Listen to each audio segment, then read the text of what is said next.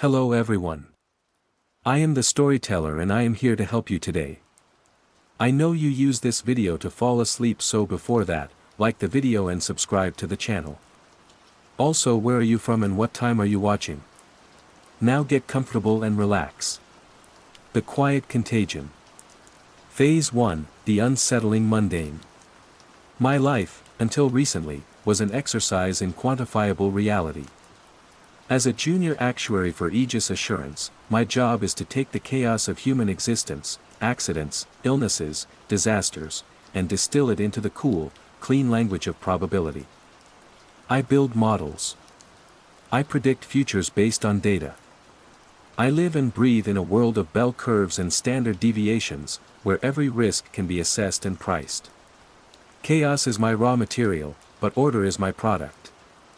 For the next 6 months, my reality was apartment 1407 of the Spire, a gleaming glass and steel needle puncturing the Chicago skyline near the Loop. Aegis had put me up here for a major portfolio merger. It was a place designed for temporary people like me. The furniture was a study in inoffensive beige. The art on the walls consisted of abstract swirls of gray and blue that looked like magnified corporate logos. There was nothing personal, nothing to form an attachment to. It was a human-sized spreadsheet, a place to store a body between workdays. It was perfect.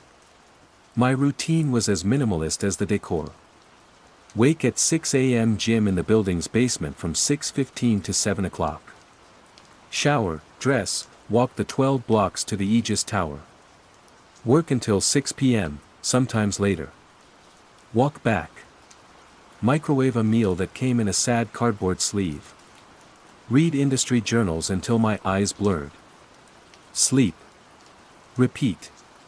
The number 1407 was a crucial data point in this routine. 14th floor, 7th unit. A simple, reliable fact. The first time it happened, I dismissed it as a product of a 14-hour workday spent reconciling mortality tables. I stepped out of the elevator, my briefcase feeling heavier than usual, and my eyes registered the number on my door. 1437.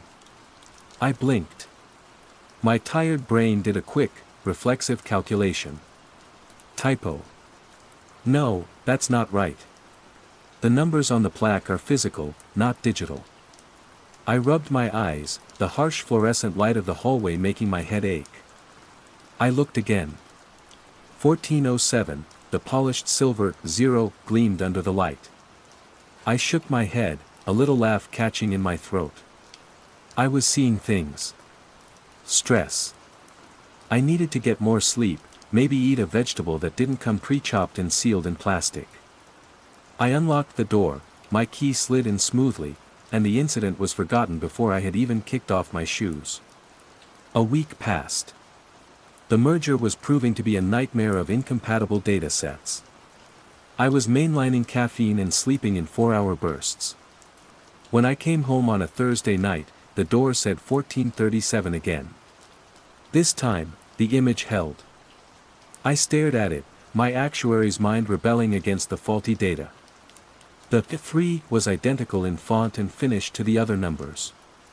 It didn't look stuck on or altered. It looked like it belonged. My heart rate, a variable I rarely considered outside the gym, ticked upward.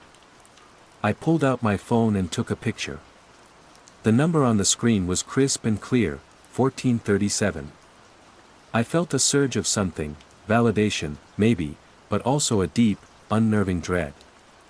I fumbled for my key, my hands slick with a sudden sweat. What if it didn't work? What if this wasn't my apartment? The key slid in. The lock turned. I pushed the door open. The air inside was still. The layout was the same, small foyer, galley kitchen to the left, living area straight ahead with its wall of windows showcasing the glittering guts of the city. But something was wrong. The wrongness was a low-frequency hum beneath the surface of the familiar.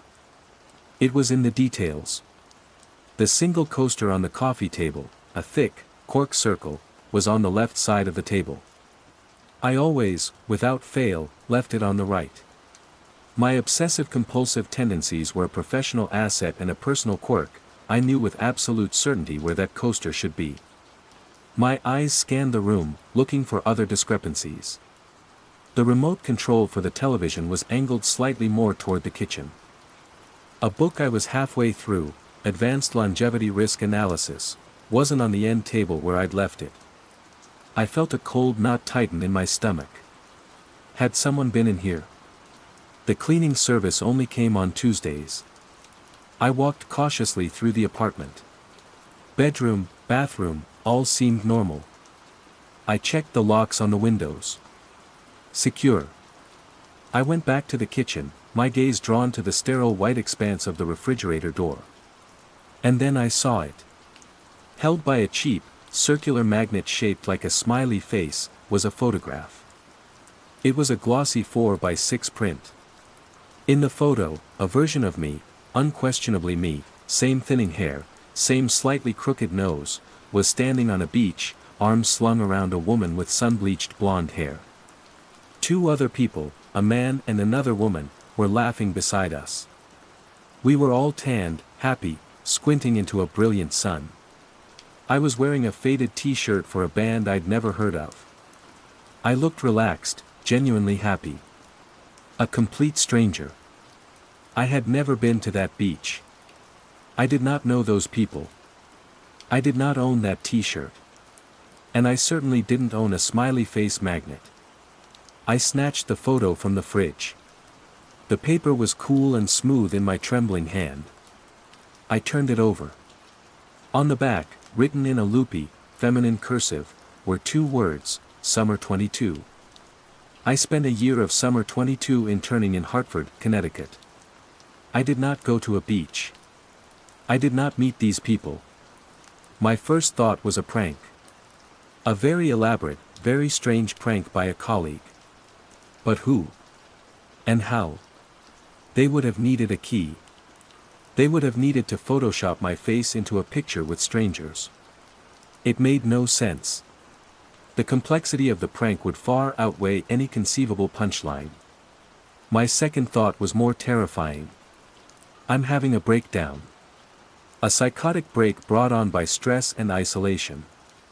My brain was fabricating memories, or in this case, the evidence of memories I'd never had. I backed away from the refrigerator and sat down heavily on the beige sofa. I looked at the picture on my phone, the door, 1437. Then I looked at the physical photo in my hand. Two pieces of impossible data. I closed my eyes and tried to model the risk. Probability of a complex prank by unknown actors, low. Probability of a sudden, acute neurological event, higher, but still unlikely given my medical history. Probability of a third, unknown variable. That was the one that scared me. The unknown variable. The risk you can't see, can't quantify. I stood up, walked to the door, and opened it. I looked at the number plaque. 1407. I slammed the door shut, my breath catching in my chest. I looked back at the refrigerator. The photo was gone. The smiley face magnet was gone. I rushed to the coffee table. The cork coaster was on the right side. My risk analysis textbook was on the end table, a bookmark sticking out of page 182. Everything was back to normal. My normal. I was standing in apartment 1407. But the cold certainty that I had just been somewhere else, somewhere called 1437, lingered like a phantom limb. I didn't sleep that night. I sat on the sofa, staring at the door, waiting for the numbers to change. The next morning, bleary-eyed and rattled, I started a new spreadsheet on my personal laptop. I titled it Anomaly Log. Column A was Date. Column B was Time. Column C was Door Number, Observed. Column D was Internal Discrepancies. I was an actuary. If my reality was starting to fray, I would do the only thing I knew how to do. I would document it. I would collect the data. And I would find the pattern. Phase 2, Growing Awareness and Isolation. The entries in the anomaly log grew with unnerving speed. The shift wasn't a daily occurrence, but it was becoming more frequent. Monday, Wednesday, Thursday of the following week. The door would read 1437 when I got home. My key would always work. Inside, the world would be subtly altered. The changes were never drastic, which was part of the horror. It was a world almost identical to mine, but viewed through a warped lens. One evening, a different brand of coffee, an expensive Ethiopian blend, sat next to my canister of cheap Maxwell House. Another time, the faint scent of sandalwood lingered in the air. A scent I'd never use. The books on the single shelf changed. My dry actuarial tomes were sometimes joined by well-worn paperbacks of spy novels and biographies of adventurers.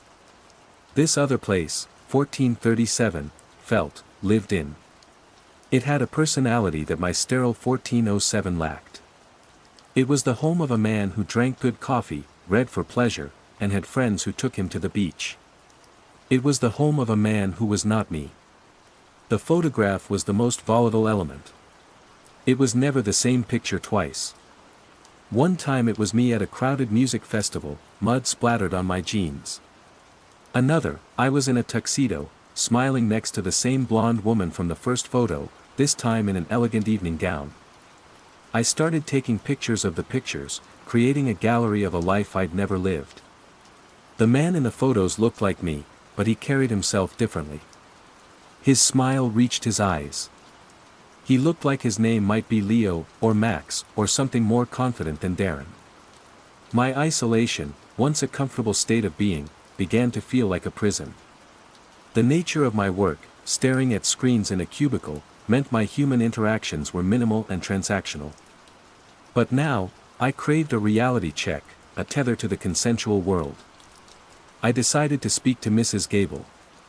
Mrs. Gable lived in 1411. She was a permanent resident, a relic from before the Spire was all corporate leases and transient professionals. She had white, wispy hair and eyes that held a lifetime of watching people come and go. She watered a row of wilting geraniums in her window box and always said hello in the hallway. She was my best bet for a baseline. I caught her on a Saturday afternoon as she was returning from a trip to the grocery store. "Mrs. Gable, excuse me," I said, my voice sounding strained. "Darren, dear. How are you settling in?" she asked, her voice like rustling leaves. "I'm well, thank you. I just have a strange question for you." I gestured vaguely down the hall. "It's about the apartment numbers. Have you ever noticed them, changing? Or being wrong?" She gave me a long, pitying look, the kind one gives a frantic puppy. "Changing, dear. They're bolted to the doors. Solid metal. Are you feeling all right? You young men at Aegis, you work far too hard. It plays tricks on the eyes." "No, I mean it," I insisted, my voice rising with a frantic edge I couldn't control.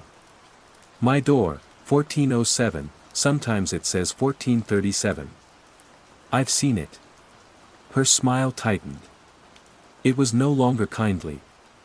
"Dear, there is number 1437 on this floor. The numbers only go up to 1420. You must be exhausted." She patted my arm, a gesture that felt more like a dismissal than a comfort. "Get some rest." She turned and shuffled into her apartment, the door clicking shut behind her. I stood in the hallway, the scent of her lavender perfume mixing with the sterile, recycled air. "The numbers only go up to 1420. The information hit me like a physical blow. Of course. The floor plan was symmetrical. My wing of the building mirrored the other. 1410 and 1420 were the large corner units. There was no physical space for a 1437. My world, already unstable, tilted violently. It wasn't just a number changing. It was an impossible number. An apartment that could not exist. That night, I started my secondary investigation. It felt foolish, like a child searching for monsters, but I had to do something. I began to search for the name of the man who I imagined lived in 1437. The man who drank Ethiopian coffee and read spy novels. I had no name, so I started with the building itself. I scoured the internet for information on the spire. Construction records, early sales brochures, news articles about its grand opening. Nothing. It was just another luxury high-rise. Then, I tried a different search tactic, using keywords from my anomaly log.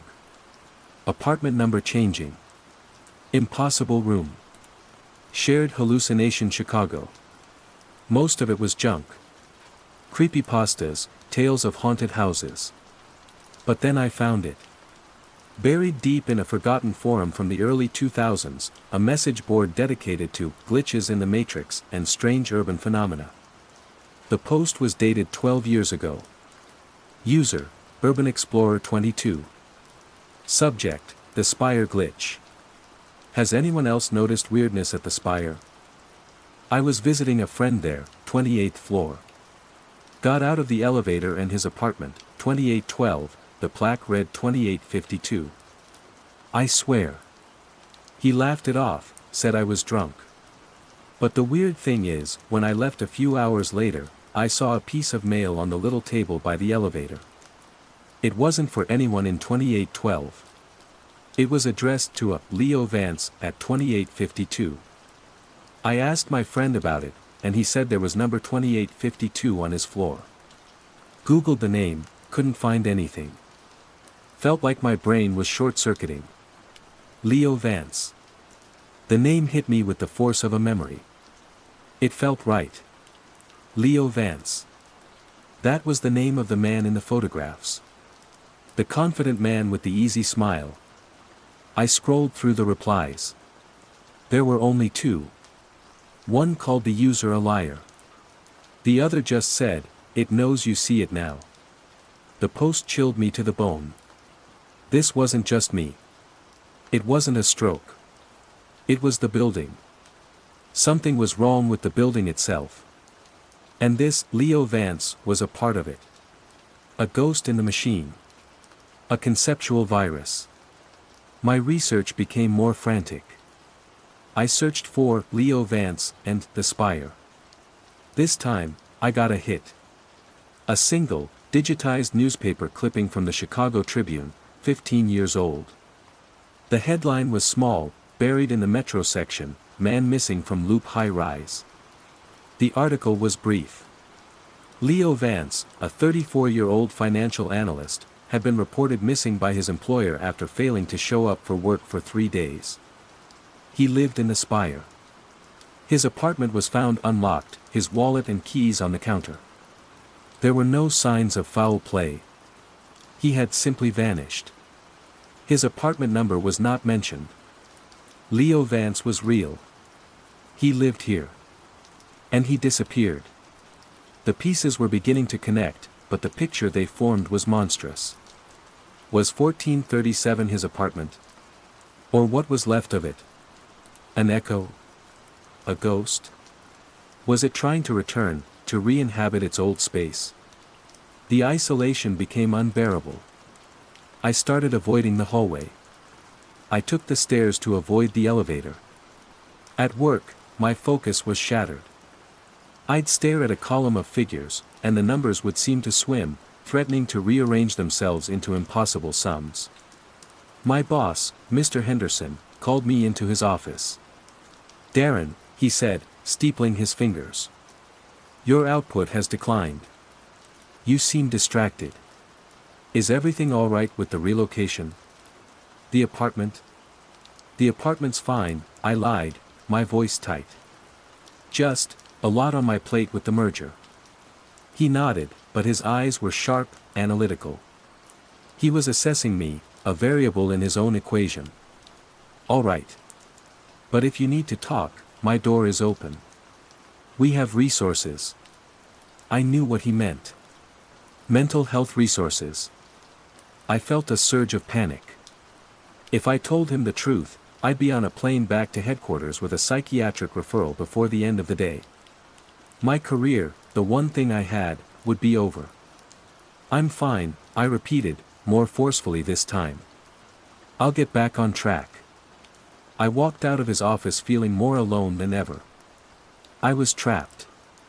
I couldn't talk to anyone. I couldn't leave without admitting defeat, admitting madness. My only companion was my anomaly log, my laptop screen glowing in the dark of apartment 1407. Or was it 1437 tonight? I honestly couldn't remember which reality I had left that morning. The line was blurring. One afternoon, I was walking back from work, my head down, trying to appear as inconspicuous as possible. I looked up as I was crossing Michigan Avenue and I froze. Standing on the opposite corner, waiting for the light to change, was the woman. The blonde woman from the photographs. She was wearing a chic business suit, talking on her phone, a slight frown of concentration on her face. She was real. Our eyes met for a fraction of a second across the river of yellow cabs and city buses. There was no recognition in her gaze. But then, for just a moment, her frown deepened. A flicker of confusion crossed her face, as if she was trying to place a half-forgotten memory. Then the light changed, the illusion was broken, and she was swallowed by the crowd. I stood paralyzed on the sidewalk, the city's cacophony fading to a dull roar. It wasn't just in the apartment anymore.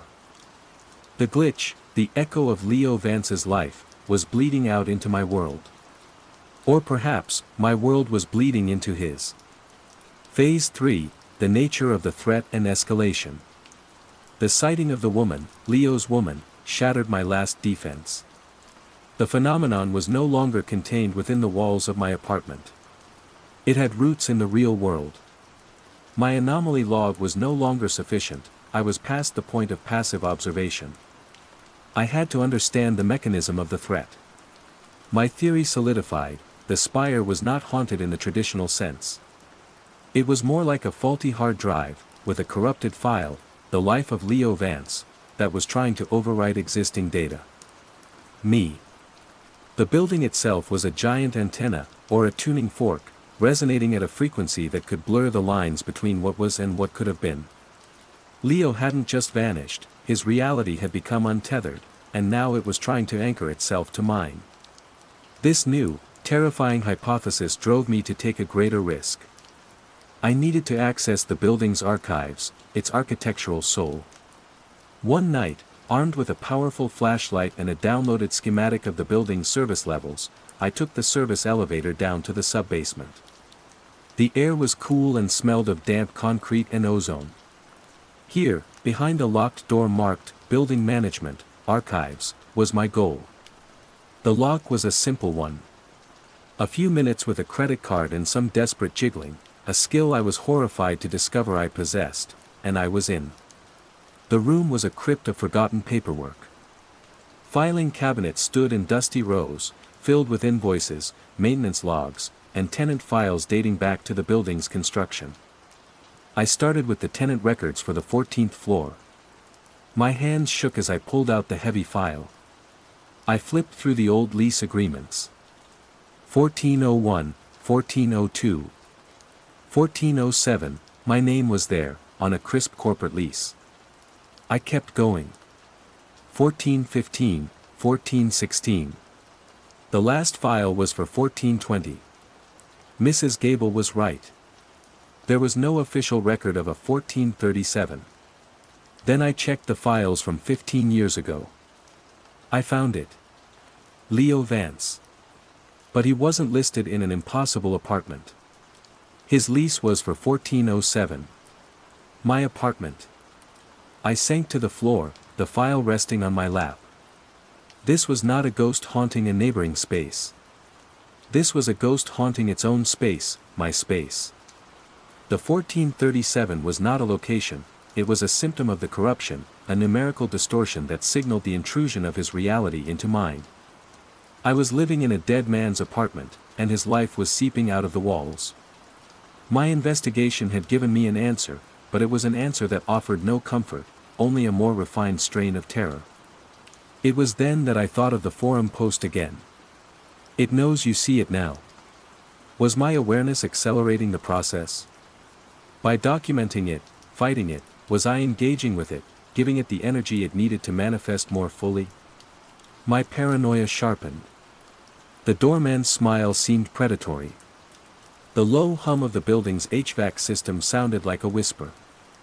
I started seeing them more often, the people from the photographs. The man with the laughing eyes, I saw him getting into a cab. I saw the other woman from the beach photo through the window of a coffee shop. They were ghosts, or I was. We existed in the same city, separated by a thin veil of reality that was now tearing.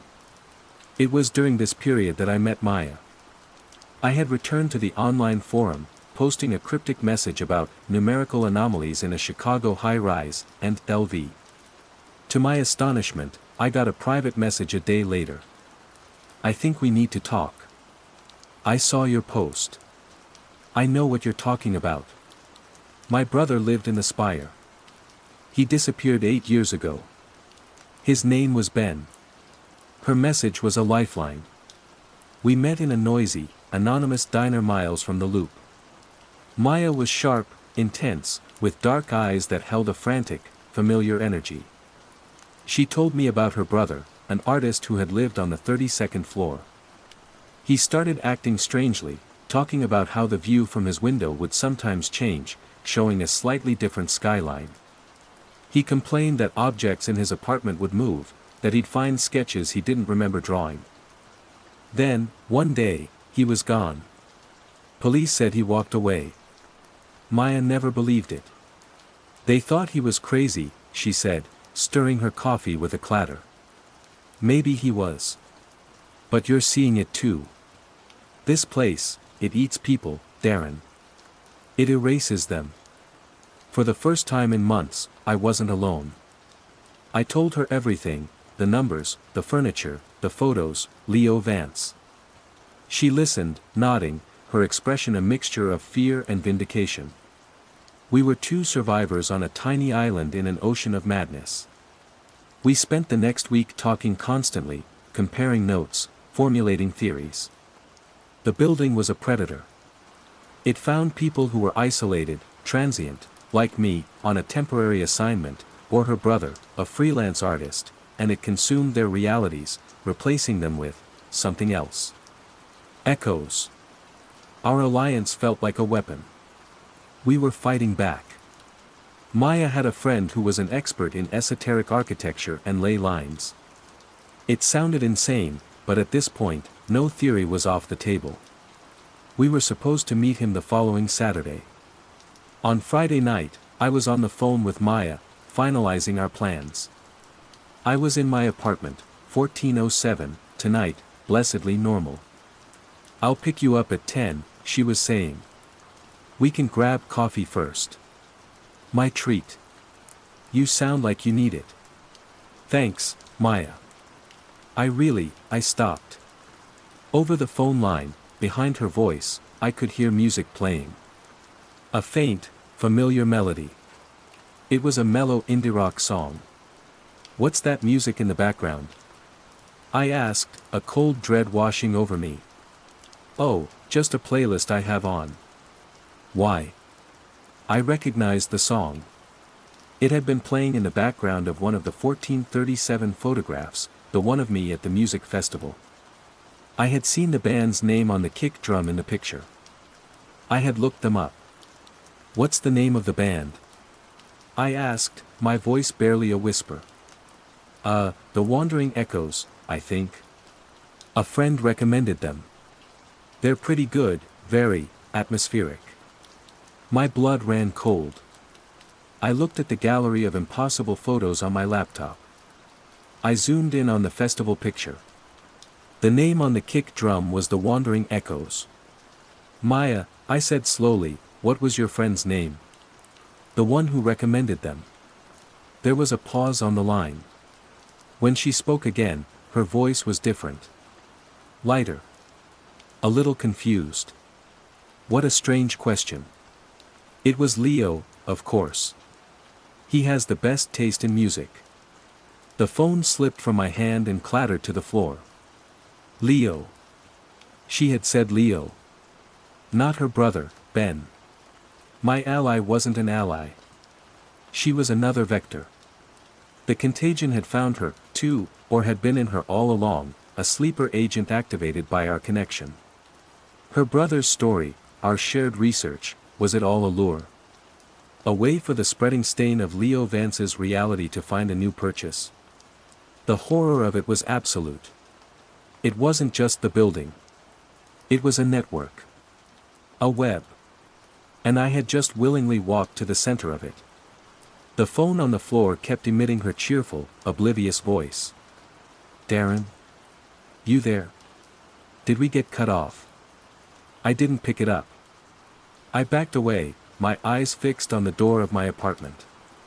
It was no longer a sanctuary. It was the epicenter.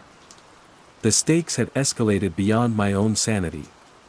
This thing, this quiet, creeping contagion of unreality, was spreading through contact, through shared knowledge. By trying to fight it, I had become its newest missionary. That night, I came home from a late shift, my mind a maelstrom of fear and resignation.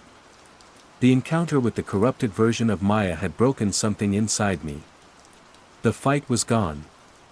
I was just waiting for the end.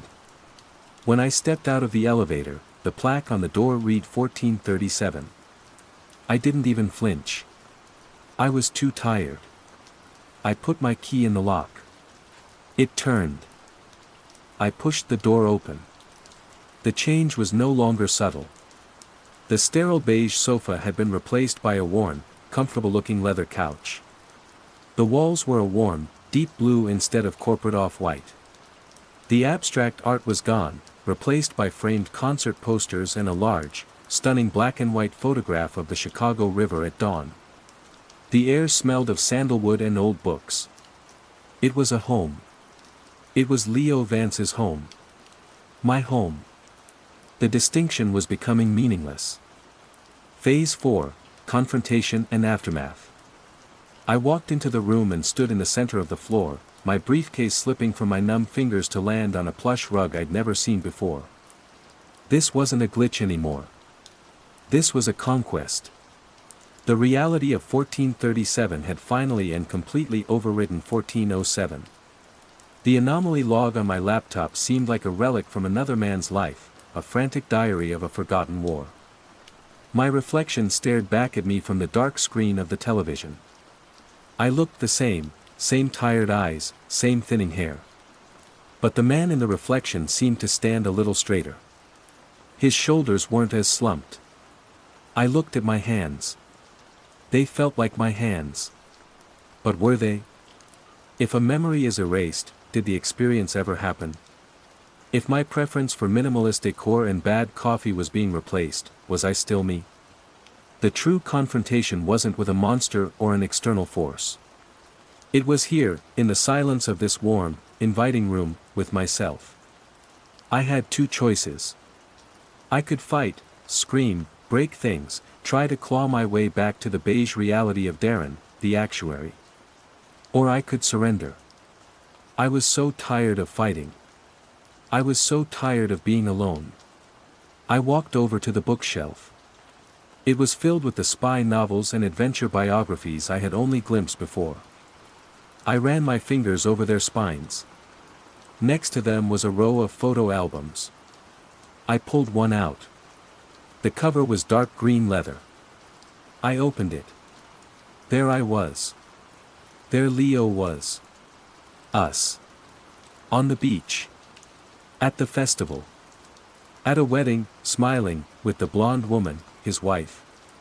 Her name was Chloe, I suddenly knew. The name just appeared in my mind, as natural as my own.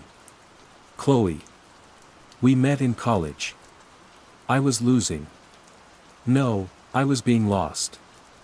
My own memories, of Hartford, of my drab apartment back home, of my lonely childhood, were becoming hazy, like old photographs fading in the sun. They were being replaced by warmer, happier memories. Memories of sailing on Lake Michigan with friends.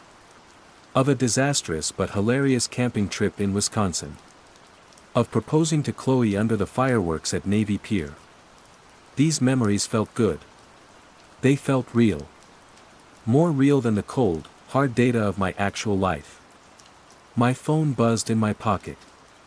I pulled it out. The caller ID was a picture of Chloe, smiling. I answered, my thumb moving with a strange new instinct. "Hey, you," her voice was warm, familiar, real. "Are you on your way? Mark and Sarah are already here. Don't be late." Mark and Sarah. The other couple from the beach photo. We were having dinner. My friends. The confrontation was over. The choice was being made for me, by me. The Darren who kept the anomaly log would have screamed. He would have run. But he was barely a whisper in my mind now, a faint echo of anxiety. The new, emerging consciousness, the man who was Leo, or was becoming Leo, just felt a sense of relief. "I'm on my way," I said. My voice sounded different in the room. Fuller. More confident. "Just got held up at work. I'll be there in 20. Okay, honey. Drive safe. Love you." "Love you, too," I said. The words felt strange and wonderful on my tongue. I hung up. I looked around the apartment one last time. It was perfect. I picked up a set of car keys from a small bowl by the door. I didn't own a car in Chicago. But apparently, I did now. A sleek silver Audi. The thought came to me effortlessly. I walked out of the apartment, leaving the door unlocked behind me. I didn't look at the number plaque. I didn't need to. I knew what it said. As I walked down the long, quiet hallway toward the elevator, I passed Mrs. Gable, who was just leaving her apartment. She smiled at me, a genuine, warm smile I had never seen from her before. "Good evening, Leo," she said cheerfully. "You and Chloe have a lovely night now." I smiled back, a real smile, the kind that reached my eyes. It felt completely natural. "We will, Mrs. Gable." "Thank you." The elevator doors opened, and I stepped inside. As they closed, sealing me in the mirrored box, I caught a final glimpse of my reflection. The tired, anxious actuary was gone. In his place was a man who looked happy, who looked loved, who looked like he belonged. For a brief, flickering moment, a sliver of the old Darren screamed from a deep, dark corner of my mind, a ghost of a ghost. "That's not you." But the thought was distant, unimportant.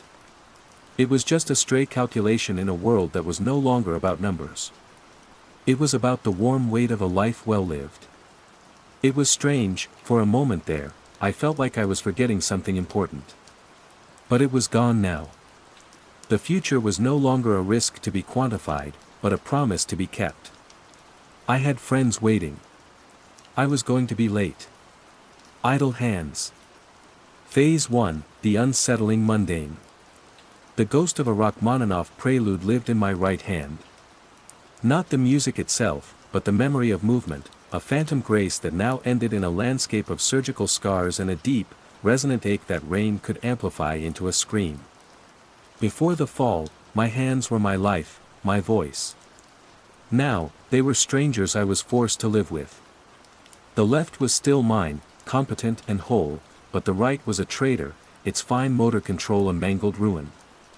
I'd traded the concert halls of Europe for the stifling humidity of a suburban Brisbane summer, and the roar of applause for the quiet, simmering resentment of caring for a mother who was slowly drifting away from me. Our house, a high-set Queenslander in Paddington, was a tidy cage of memories. Photos of a younger me, beaming behind a grand piano, mocked me from the mantelpiece.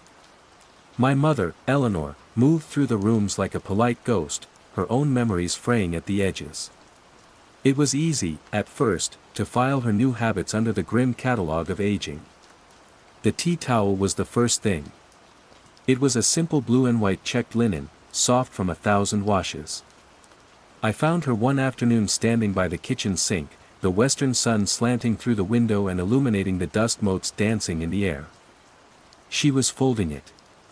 Not in the casual, task-oriented way one folds a tea towel, but with a terrifying, architectural precision. She would fold it in half lengthwise, her papery fingers smoothing the crease until it was razor sharp. Then in half again. Then she would unfold it, slowly, deliberately, and begin the entire process over. Her face was serene, her eyes distant, focused on a point somewhere beyond the floral wallpaper. "Mom," I said, my voice too loud in the quiet kitchen. "Are you all right?" She didn't startle. She simply finished her fold, her knuckles white with concentration, before looking at me. "Of course, dear. Just keeping things tidy." She put the towel down, perfectly folded, next to the sink. An hour later, I found her doing it again. I told myself it was a comfort thing, a simple, repetitive task to occupy a mind that was beginning to wander. It was sad, yes, but not sinister. I bought her 3 more identical tea towels, hoping variety might break the spell. It didn't. She ignored the new ones, seeking out the original with the dedication of a bloodhound. The next string in the dissonant chord was Mr. Henderson from across the road. He was a retired accountant, a man whose life was a testament to order. His lawn was a green carpet, his car perpetually gleaming. His pride and joy was the lily-pilly hedge that separated his property from the footpath. One Tuesday, I watched him trimming it. He spent an hour on a single, 1-foot section of the top corner, his electric shears humming a monotonous B-flat. Snip buzz. Snip buzz. He wasn't shaping it. He was just cutting. The same few leaves, over and over, until the spot was bald and ragged. His wife called him for lunch, and he switched off the shears, leaving the rest of the hedge untouched. The next day, he was back at the same corner. Snip buzz. Snip buzz. Stress, I told myself. My own, specifically. My hand throbbed in sympathy with the trimmer's vibration. I was projecting my own sense of being stuck, of useless, repetitive physiotherapy exercises, onto the world. I was seeing patterns that weren't there because my own life had become a broken record: wake, stretch the mangled fingers, make breakfast, remind Mum to take her pills, stare at the silent piano, sleep. Then came the boy, Kai, who lived 3 doors down. A lanky 16-year-old who was usually a whirlwind of sound and motion, rattling past on his skateboard. But for the past week, he'd been a statue on his front porch. He sat hunched over a gaming controller, his thumb working the right joystick. But the console wasn't on. The television screen behind him was blank and dark. All I could hear in the quiet afternoons was the faint, dry click-click-click of the plastic mechanism, a sound like a deathwatch beetle in the walls of the neighborhood. I tried to weave these threads into a rational tapestry. An old woman's dementia. A retiree's eccentricity. A teenager's boredom. They were separate incidents, islands of oddity in a sea of suburban normalcy. My own anxieties were the only thing connecting them. I had to believe that. One afternoon, I forced myself to take a walk, to prove that the world was still sane. I left Mum folding her towel and headed down the Jacaranda Line Street. The air was thick and soupy, promising a thunderstorm. The drone of cicadas was a constant, shimmering wall of sound. And I saw it everywhere.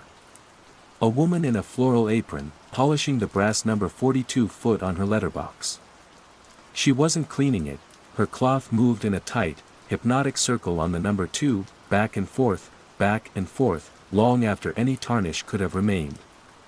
Further down, a man in business clothes stood by his car, rhythmically clicking his car key fob. Lock unlock. Lock unlock. The car's lights flashed in a silent, desperate pulse. Help don't help. A jogger ran in place at the corner, her feet thudding on the pavement but going nowhere. They were all so calm. So placid. Their faces held the same serene vacancy I saw in my mother's. They were like wind-up toys, each performing its single, pointless function, the springs of their minds wound tight. I hurried home, the cicadas sounding less like insects and more like a billion tiny machines drilling into my skull. My right hand ached with a deep, chilling cold. I locked the front door, leaning against it, my heart hammering against my ribs. The house was quiet, except for the sound from the kitchen. The soft, crisp rustle of linen. Fold. Smooth. Unfold. Repeat. The world wasn't just strange.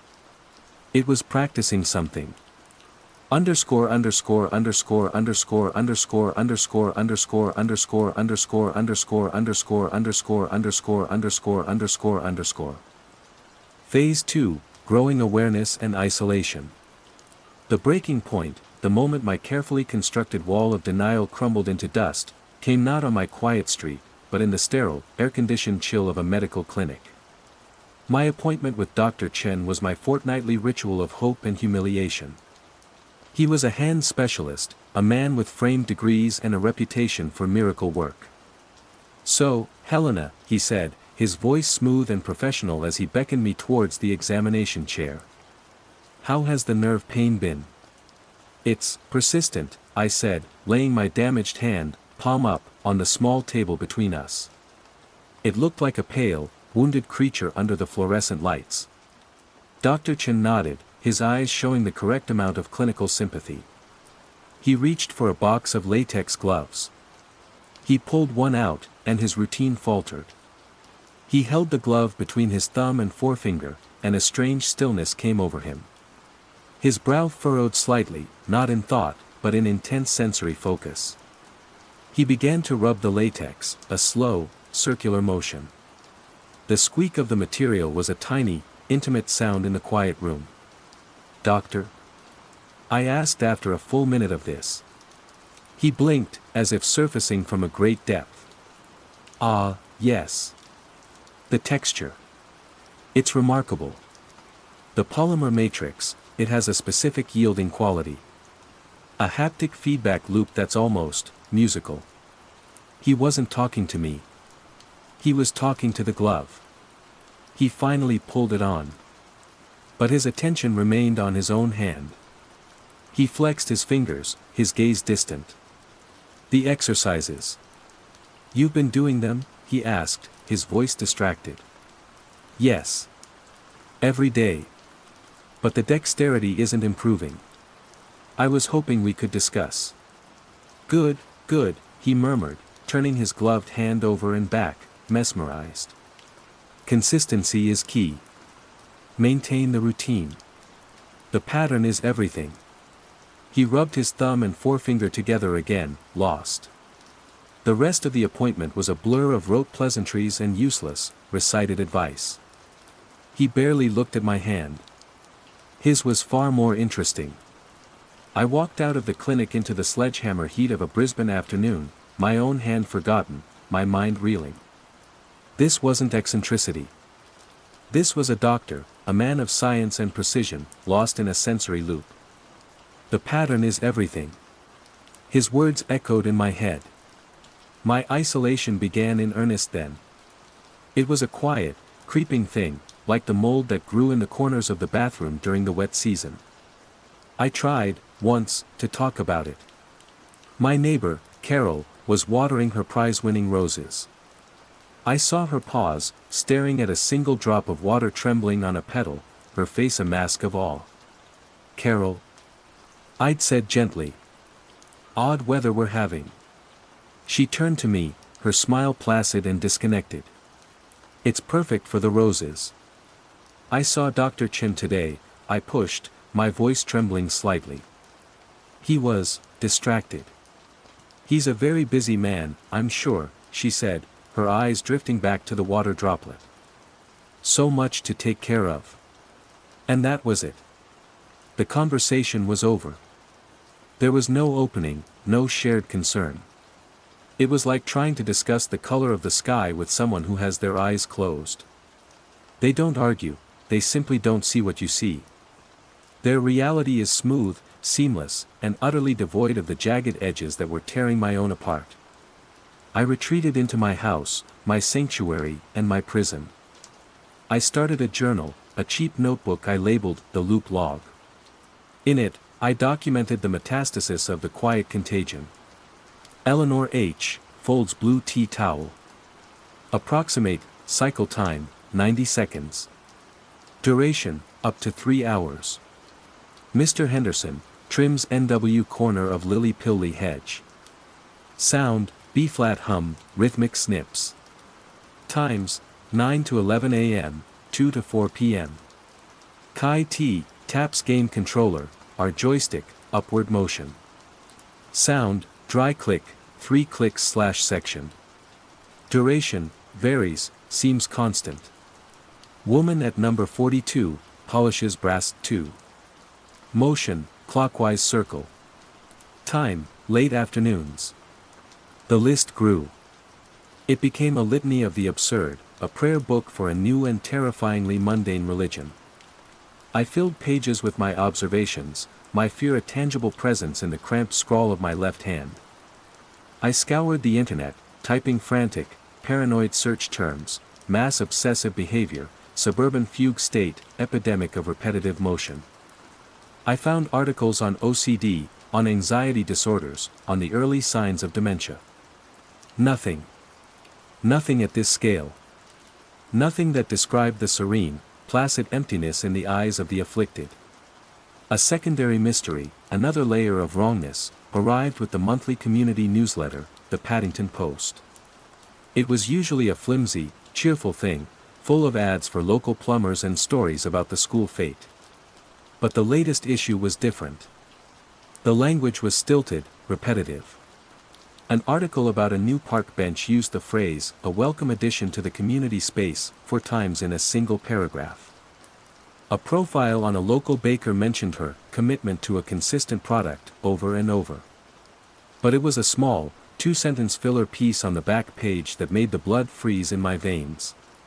Tucked under an ad for lawnmower repair, it read, a reminder to all residents to continue their efforts. Maintaining the pattern is crucial for community stability. There it was again. Dr. Chen's phrase. The pattern. It wasn't a contagion of action. It was a contagion of purpose. A purpose I couldn't see, couldn't understand. The sounds of my neighborhood began to change. Before, it was a cacophony of life, dogs barking, children shouting, cars passing. Now, those sounds were still there, but they were underscored by a new foundation of noise. The snip buzz of the shears, the click-click of the controller, the swish-swish of a broom on concrete, the squeak-squeak of a cloth on brass. They weren't individual noises anymore. They were beginning to sync up, to find a shared tempo. It was a rhythm. A vast, intricate, impossibly quiet rhythm being woven by the idle hands of my neighbors, my mother, my doctor. A rhythm I could hear, but not feel. A rhythm that was locking me out. The silence in my own home, broken only by my breathing and the rustle of Mum's towel, felt less like peace and more like a profound and terrifying absence. I was the only one not playing my part. Underscore underscore underscore underscore underscore underscore underscore underscore underscore underscore underscore underscore underscore underscore underscore underscore. Phase 3, the nature of the threat and escalation. The revelation came to me not through research, but through music. One sleepless night, with the rhythmic clicking and humming of the neighborhood seeping through the walls, I sat at my piano. I couldn't play, not really. But I could listen. I rested my good left hand on the cool ivory keys and let my mind drift, trying to dissect the sounds as if they were a complex orchestral piece. The snip buzz from Mr. Henderson's was the percussion, a steady, off-beat slap. Kai's controller was the hi-hat, a frantic, syncopated click-click-click that subdivided the beat. The woman's polishing was a sustained, circular drone, a cello holding a single, mournful note. And my mother's folding, the rustle and snap of the linen was the conductor's baton, setting the adagio tempo for the whole, mad symphony. They weren't just looping. They were harmonizing. My heart hammered. This wasn't a psychological breakdown. It was a coordinated effort. They were maintaining the pattern. The newsletter wasn't a warning, it was a memo. I thought back to every placid face, every serene, vacant expression. They weren't lost. They were focused. They were working. But on what? What colossal, invisible machine were they oiling with their pointless, endless labor? I had to try to break through. I had to get an answer from someone inside the bubble. My target was Kai. He was young. Maybe his wiring wasn't as fused as the others. I found him on his porch, a sentinel of teenage apathy, his thumb a blur. The clicking was faster today, more insistent. I walked up his driveway, my own footsteps feeling clumsy and arrhythmic against the neighborhood's steady pulse. Kai. I said, standing at the bottom of his steps. He didn't look up. Click click click click. Kai, the game's not on, I said, my voice louder than I intended. There's nothing on the screen. What are you doing? For the first time, the clicking stopped. The sudden silence was jarring. He slowly lifted his head. His eyes, when they met mine, were like looking at the sky on a perfectly clear day, vast, blue, and utterly empty. There was no flicker of recognition, no annoyance, no curiosity. Gotta get the rhythm right, he said, his voice a monotone whisper. It's slipping. What's slipping, Kai? What rhythm? I pleaded, taking a step up. Talk to me. His gaze drifted past me, towards Mr. Henderson's house, then towards the woman at number 42. A flicker of something, was it anxiety, crossed his face. The hum, he whispered. It's going flat. And then he looked down at his controller and the clicking resumed, faster this time, frantic. He had not been hostile, or dismissive. He had been terrified. I had interrupted his work, and in doing so, I had threatened something. That night, the escalation came. I was in the living room, watching my mother fold, her movements now imbued with a new layer of terrible meaning. I felt it before I heard it. A low-frequency vibration that started in the floorboards and resonated deep in my bones. It was a physical presence, a hum so low it was almost subliminal. It felt like a giant turning in its sleep beneath the earth. I ran to the window. Outside, the streetlights flickered in a strange, non-random pattern. Morse code for a language I didn't know. And the people were moving. In the gloaming, Mr. Henderson, Kai, the woman from number 42, and a dozen others I recognized from my log were out on the street. They weren't speaking. They were performing their loops. But together. Mr. Henderson raised and lowered his shears in perfect time with the woman polishing an imaginary spot on the pavement. Kai stood, clicking his controller, his body swaying in time with the man who was locking and unlocking his car. It was a rehearsal.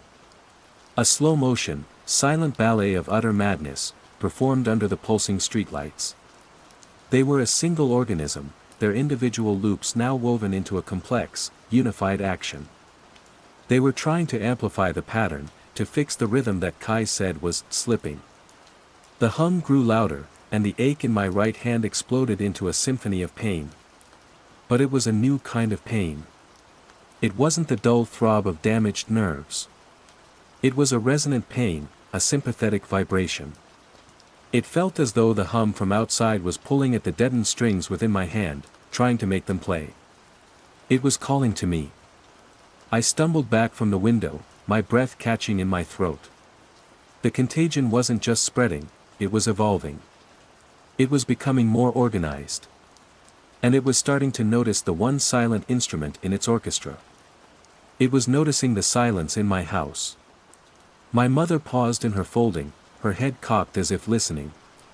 She looked at me, and her expression wasn't vacant anymore. It was questioning. I was no longer just an observer. I was an anomaly. A disruption in the pattern. And the pattern was starting to push back. Underscore underscore underscore underscore underscore underscore underscore underscore underscore underscore underscore underscore underscore underscore underscore underscore. Phase 4, Confrontation/Revelation and Aftermath. The promised storm finally broke that night. It wasn't the usual Brisbane affair of dramatic thunder and sheeting rain. This was different. The sky turned a bruised, sickly yellow. The wind howled with a human-like grief. And with the storm, the hum intensified, pressing in on the house until the windows vibrated and the photos on the mantelpiece chattered against the wood. Inside, my mother was in a frenzy. Her serene, placid movements were gone, replaced by a desperate, frantic energy.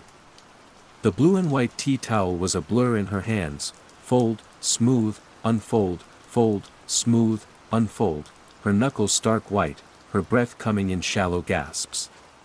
She was fighting to keep up with the escalating rhythm from outside. The hum was a physical weight in my chest. The pain in my right hand was a white-hot scream. It felt like every damaged nerve was a taut wire being violently plucked by an unseen finger. The whole world was a single, deafening, discordant chord, and I was the source of the dissonance. I couldn't bear it. Stop it. I screamed, the words torn from my throat. I lunged forward and snatched the tea towel from her hands. The effect was instantaneous and absolute. Silence. The hum in the house vanished. The vibration in the floor ceased. The wind outside died to a whisper. My mother froze, her hands hovering in midair. She blinked, and for the first time in years, she looked at me. I saw my mother. Not the fading ghost, but Eleanor. Her eyes were clear, filled with a sudden, shocking lucidity. And terror. Through the window, I saw the ballet on the street collapse. Mr. Henderson lowered his shears, looking around in bewilderment. Kai stared at his controller as if seeing it for the first time. The synchronized movements dissolved into a tableau of confused, isolated people, shivering in the eerie yellow light. I had done it. I had broken the spell. But the silence that followed was not peace. It was a vacuum. It was the terrifying, lung-crushing silence of deep space. The pressure in the room dropped, making my ears pop. A thin, spidery crack raced up the wall beside the fireplace. The house groaned, a deep, structural sound of protest. In that horrifying void, I understood. The loops, the rhythm, the hum, it wasn't the contagion. It was the cure. It was the frantic, desperate stitching holding the fabric of our reality together. It was a million tiny, focused acts of will, pushing back against something else. Something that was waiting in the silence. The pattern wasn't a prison, it was a shield. And I had just kicked it down. My mother looked from the crack in the wall to my face, then down to the tea towel clutched in my left hand.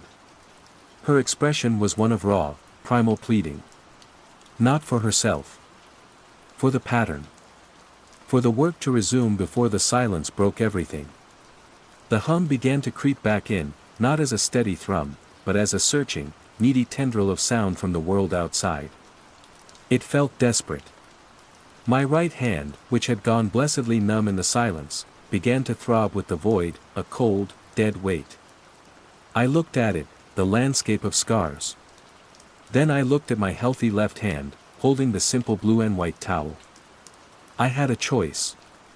Let the world tear itself apart at the seams, or pick up my instrument and play my part. Slowly, deliberately, I smoothed the tea towel.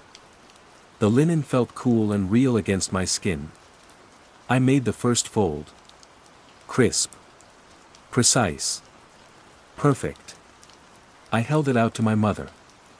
Eleanor took it, her fingers closing over mine for a brief, warm moment. A look of profound relief washed over her features as she resumed her work, the rhythm instantly restored, calm and steady and sure. Through the window, I saw Mr. Henderson raise his shears. The snip buzz began, and it was the most beautiful sound I had ever heard.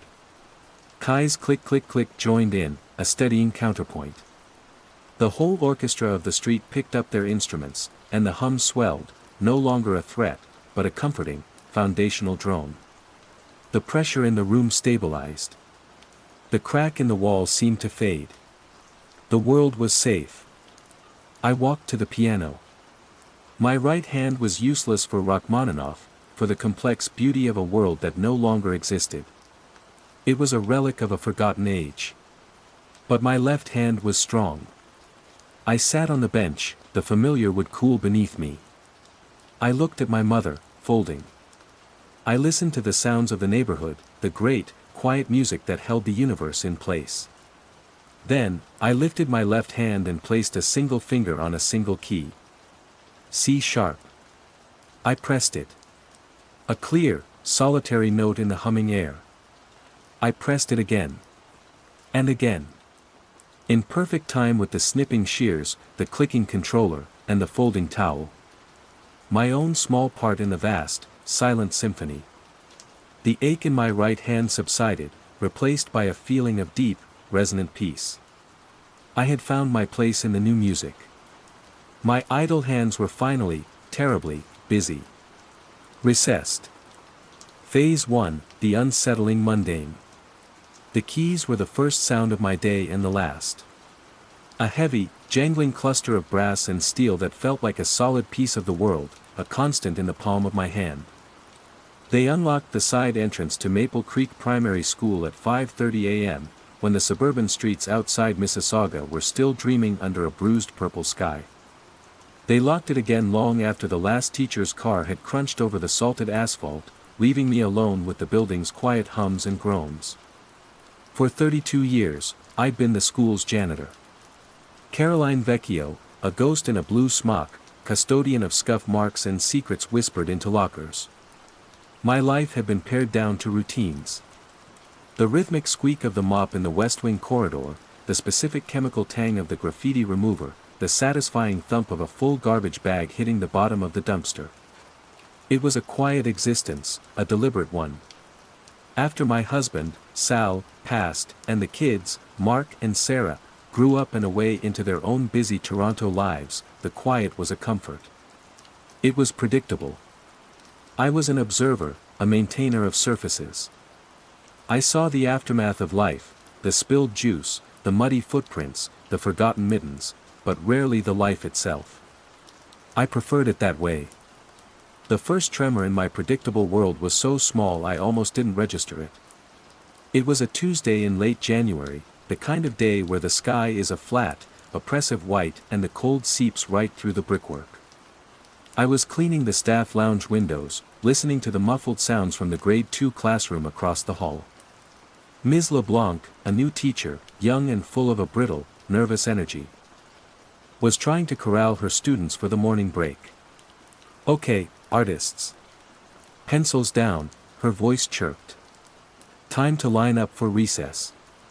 A moment of silence followed. Not the usual shuffling of chairs and excited whispers. Just silence. "Liam. Maya. Line up, please. For recess." I paused, rag in hand, and glanced through the wired glass of the classroom door. The children were sitting at their desks, but they weren't fidgeting or packing things away. They were staring at Ms. LeBlanc. Not with defiance, but with a profound, unnerving blankness. Liam, a boy with a perpetual constellation of freckles across his nose, tilted his head. "Recess?" he asked. The word came out of his mouth carefully, as if it were a foreign object he was tasting for the first time. Ms. LeBlanc's smile faltered. "Yes, recess. Outside time. Playing." She made a little jumping motion. "Fun." The children just stared. A girl named Chloe, who usually couldn't sit still, was tracing the grain of her wooden desk with one finger, her eyes fixed on the looping pattern. Finally, after a long, stretched-out moment, another teacher, Mrs. Albright, poked her head in from the adjoining classroom. "Having trouble, Jen?" she asked, her voice low and conspiratorial. "Mine are the same today. Lethargic. Must be the weather." She addressed the class in a firmer tone. "Let's go, grade 2s. Coats and boots. Now." The spell broke. The children moved, but slowly, mechanically. They put on their coats without the usual pushing and shoving. They lined up. But the energy was wrong. All wrong. I went back to my windows, my own reflection a faint, worried ghost. Kids are weird. That's what Sal would have said. They get strange ideas. It's a phase. I told myself it was nothing. A blip. A collective case of the winter blues. But the blips kept coming. A few days later, I was mopping the gymnasium floor. The varnish, worn down by a million sneaker squeaks, gleamed under the high sodium lamps. It was lunchtime. Usually, the gym was a cacophony of bouncing balls, shrieks, and the thundering echo of running feet. Today, it was mostly quiet. A group of older kids, grade 5s, were gathered in the center of the floor. They weren't playing dodgeball or tag. They were standing in a loose circle, watching one boy, Samir, drop a basketball. He wasn't dribbling it. He was just holding it at chest height and letting it fall. Thump thump, thump thump, thump thump. The sound was flat, dead. He'd let the ball bounce to a stop, pick it up, and do it again. The other kids watched, their expressions placid, almost meditative. They weren't bored, they were captivated. What kind of game is that? I muttered to my bucket. I tried to rationalize it. A new trend. A meme from some corner of the internet I couldn't comprehend. It was easier than confronting the cold knot forming in my stomach. The real shift began with the language. An email went out from the principal, Mr. Davies, a man whose bland smile and neatly knotted ties were as much a part of the school as the brick facade. The subject line read, "Procedural update, outside interval." I read it twice in the cramped, windowless office I used for my breaks. Effective immediately, please refer to the 10:15 a.m. and 12:30 p.m. outdoor supervisory periods as the outside interval. This is to ensure clarity and consistency in our daily scheduling. The term recess will be phased out of all official communications. Clarity. The word recess was about as clear as it got. I'd heard it every day for 32 years. I scrolled through my old emails, searching for the word. Nothing. It was like it had been scrubbed clean. I walked to the staff room and looked at the whiteboard where schedules were posted. The familiar blocky letters spelling RECSS were gone, replaced by a neatly printed OI. I mentioned it to Mr. Henderson, the head of maintenance, as we were loading rock salt into the spreader. Henderson was a man of grunts and sighs, nearing retirement. "See that memo?" "Outside interval," I said, trying to make it sound casual. "Bit corporate, isn't it?" He grunted, wiping his nose with the back of a gloved hand. "Whatever. They change the names of things every few years, Carol. New curriculum, new lingo. Remember when gym became phys ed, then active living? Means nothing." He was right, of course. It was perfectly logical. And yet, it felt like a sleight of hand. Like someone had reached into my brain and replaced a familiar, comfortable piece of furniture with something cold and plastic, insisting it had always been there. That night, I called my son, Mark. The calls were a ritual, more for my benefit than his. He was an architect, always busy, always stressed. His voice was distant, crackling over the line from his condo downtown. "Hey, Ma. Everything okay?" "Fine, fine," I said. "Just calling. How's work?" "Insane. We're pitching for the new waterfront project. Barely sleeping." "Mark," I started, then hesitated. How did I say it? The kids at school have forgotten how to play. The principal has outlawed the word recess. It sounded like the ramblings of a lonely old woman. "What is it, Ma?" "Nothing. Just, you remember recess? When you were a kid here?" A pause. "Recess? Yeah, sure. That 20 minutes of pure chaos between math and English." "Why?" I felt a wave of relief so intense it made me dizzy. He remembered. Of course he remembered. No reason. Just thinking about it. "You working too hard, Ma? You sound tired." "I'm fine," I said, the lie tasting like dust. Just old. We hung up, and the silence of my small apartment pressed in. Mark remembered. The world outside Maple Creek Primary was still normal. It had to be. Whatever this was, it was contained within these walls. An infection of the building itself. The next morning, the bell rang for the first outside interval. I was in the West Wing hallway, emptying a recycling bin full of construction paper scraps. The bell had a 3-note chime, a bright, clear sound that had been unchanged for decades. But this time, it was different. The third note was flat.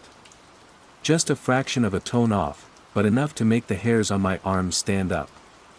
It was discordant, sour. I went to my office and pulled up the digital bell schedule on the ancient desktop computer. The file was there. Bell_schedule_standard.wave, I clicked it. The chime played through the tinny speakers, bright, clear, and perfectly in tune. I played it again. And again. It was normal. I stood up and walked back into the hallway. The air felt thin, strange.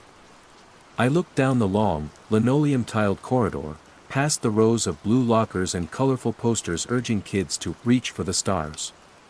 Everything looked the same. The same scuff marks, the same faint smell of chalk and damp wool. But as my eyes traced the length of the floor to the fire doors at the far end, I felt a disorienting lurch in my stomach. I'd walked this hall 10,000 times. I knew it like the back of my hand. I knew the exact number of large, square tiles from my office door to the water fountain. 38. I counted them now.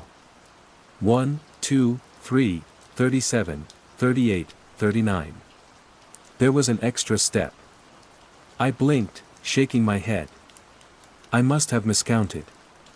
I walked the length of it, my sensible shoes making soft, rhythmic taps. My foot landed on the 39th tile just before the fountain. It was there. An extra 2 feet of hallway that had not existed yesterday.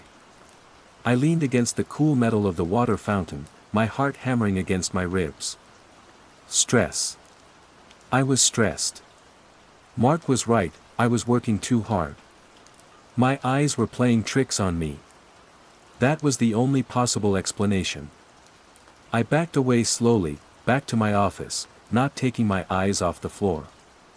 I sat in my squeaky chair for a long time, listening to the muffled sounds of the outside interval through the walls. There was no shouting.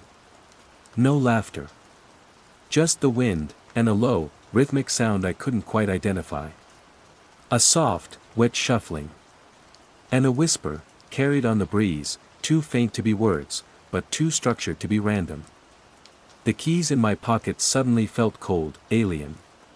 They were supposed to lock and unlock a world I understood. But I was beginning to suspect that world no longer existed. Phase 2, growing awareness and isolation. The wrongness began to seep into the school day. Staining the edges of routine. The extra step in the West Wing hall was the first crack in the dam of my sanity. Sometimes it was there, sometimes it wasn't. I started carrying a small tape measure in my smock pocket. One day the hall measured its proper 95 feet. The next, it was 97. I showed the reading to Henderson. He squinted at the tape, then at me. Floor settled, he grunted, and walked away. But floors don't unsettle and then resettle overnight. Buildings don't breathe. I started a journal, a cheap, coil-bound notebook from the supply closet. I wrote in it during my lunch break, hiding in the boiler room where the air was thick with the smell of hot metal and dust. The boiler room was my sanctuary. It was old, analog. A place of pipes and gauges that obeyed the laws of physics. February 5th, I wrote in my neat, Catholic school cursive. West Hall 97 feet again.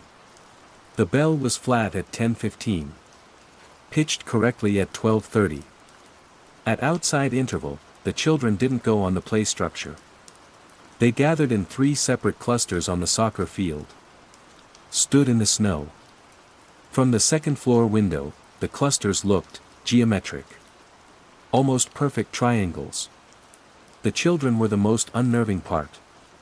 The concept of play seemed to have been surgically removed from their brains. They'd file out for the outside interval and arrange themselves.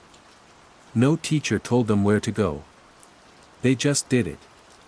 One day it would be triangles, the next, concentric circles. They would stand, hands by their sides, and whisper. I had to get closer. I timed my outdoor duties, salting the walkway, checking the garbage bins, to coincide with the interval. The whispering was not nonsense. Or rather, it wasn't random nonsense. It was rhythmic, syllabic. Malioum, tek sum. Riviola. The same phrases, repeated in a soft, interlocking chorus that was utterly devoid of emotion. It was like listening to insects. I tried to talk to Ms. LeBlanc again. I found her in her empty classroom after school, tidying up. The air was thick with the smell of chalk and something else, something faintly ozonic, like after a lightning storm. Jennifer, I said, my voice startling her. She almost never heard her first name at school. Caroline. Oh, you scared me. I wanted to ask you about the kids, I said, keeping my voice low. During the interval. Do you notice how they're acting? She tidied a stack of workbooks, not meeting my eye. They're very calm lately. It's actually made things easier. Less fighting. Mr. Davies says it's a sign of improved self-regulation. Improved self-regulation. It was another of those smooth, meaningless phrases, like outside interval. A coat of paint over a spreading rot. But they don't play, I insisted. They just stand there. And the whispering. She finally looked at me, and her eyes were weary. Caroline, they're children. They do strange things. Last year, the big thing was bottle flipping. This year, it's this. It's probably some viral trend. She gave me a small, placating smile. Honestly, I wouldn't worry about it. She was dismissing me. Kindly, but firmly. I was the janitor. An old woman seeing ghosts in the mundane. I saw the thought in her eyes as clearly as if she'd spoken it. My isolation deepened. The school, once a place of comforting routine, became a landscape of subtle threats. The mural of the smiling sun in the kindergarten wing seemed to change.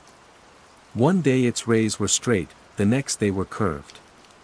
A door to a storage closet I'd used for a decade was suddenly flush with the wall, its frame and knob gone, as if it had never been. I ran my hands over the smooth, painted cinder block, the memory of the door so vivid it felt like a phantom limb. I began to explore.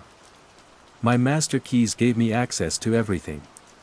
The dusty attic spaces above the drop ceilings, the crawlspaces beneath the library, the forgotten storage rooms filled with obsolete textbooks and broken chairs. In one of these rooms, tucked behind a stack of 1980s-era geography books that still listed the USSR, I found a box of old school records. Construction files. I took them back to the boiler room, the blueprints cracking like ancient parchment under the single bare bulb.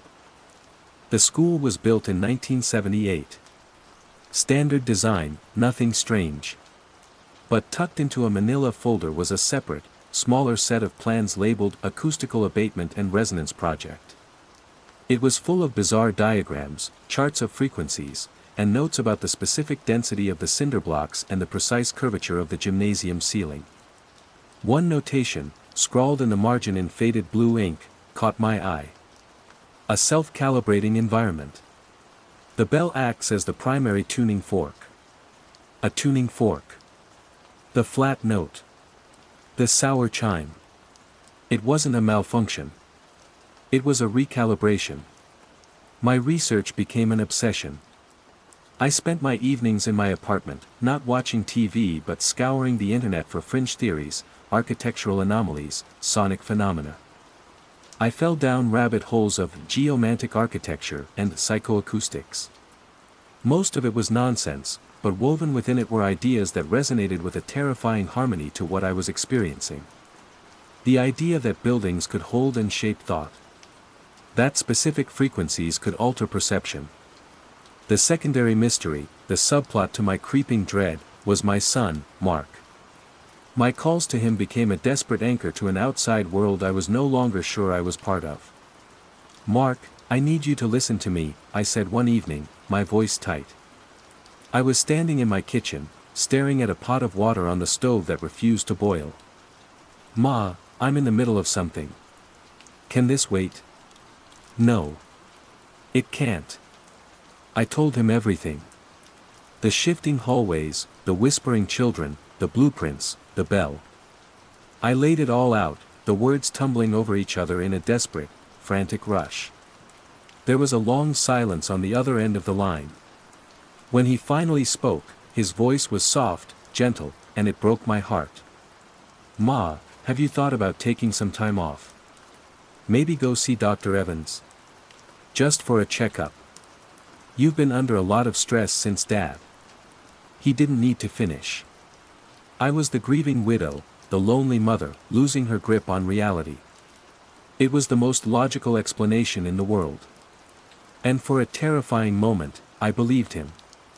Maybe this was all in my head. A complex, elaborate delusion constructed by a mind starved of meaningful connection. "I'm not crazy, Mark," I whispered. "I know you're not.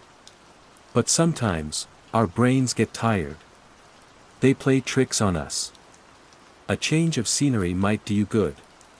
A change of scenery. The thought was tempting. Just walk away. Retire. Let the school and its quiet contagion fester without me.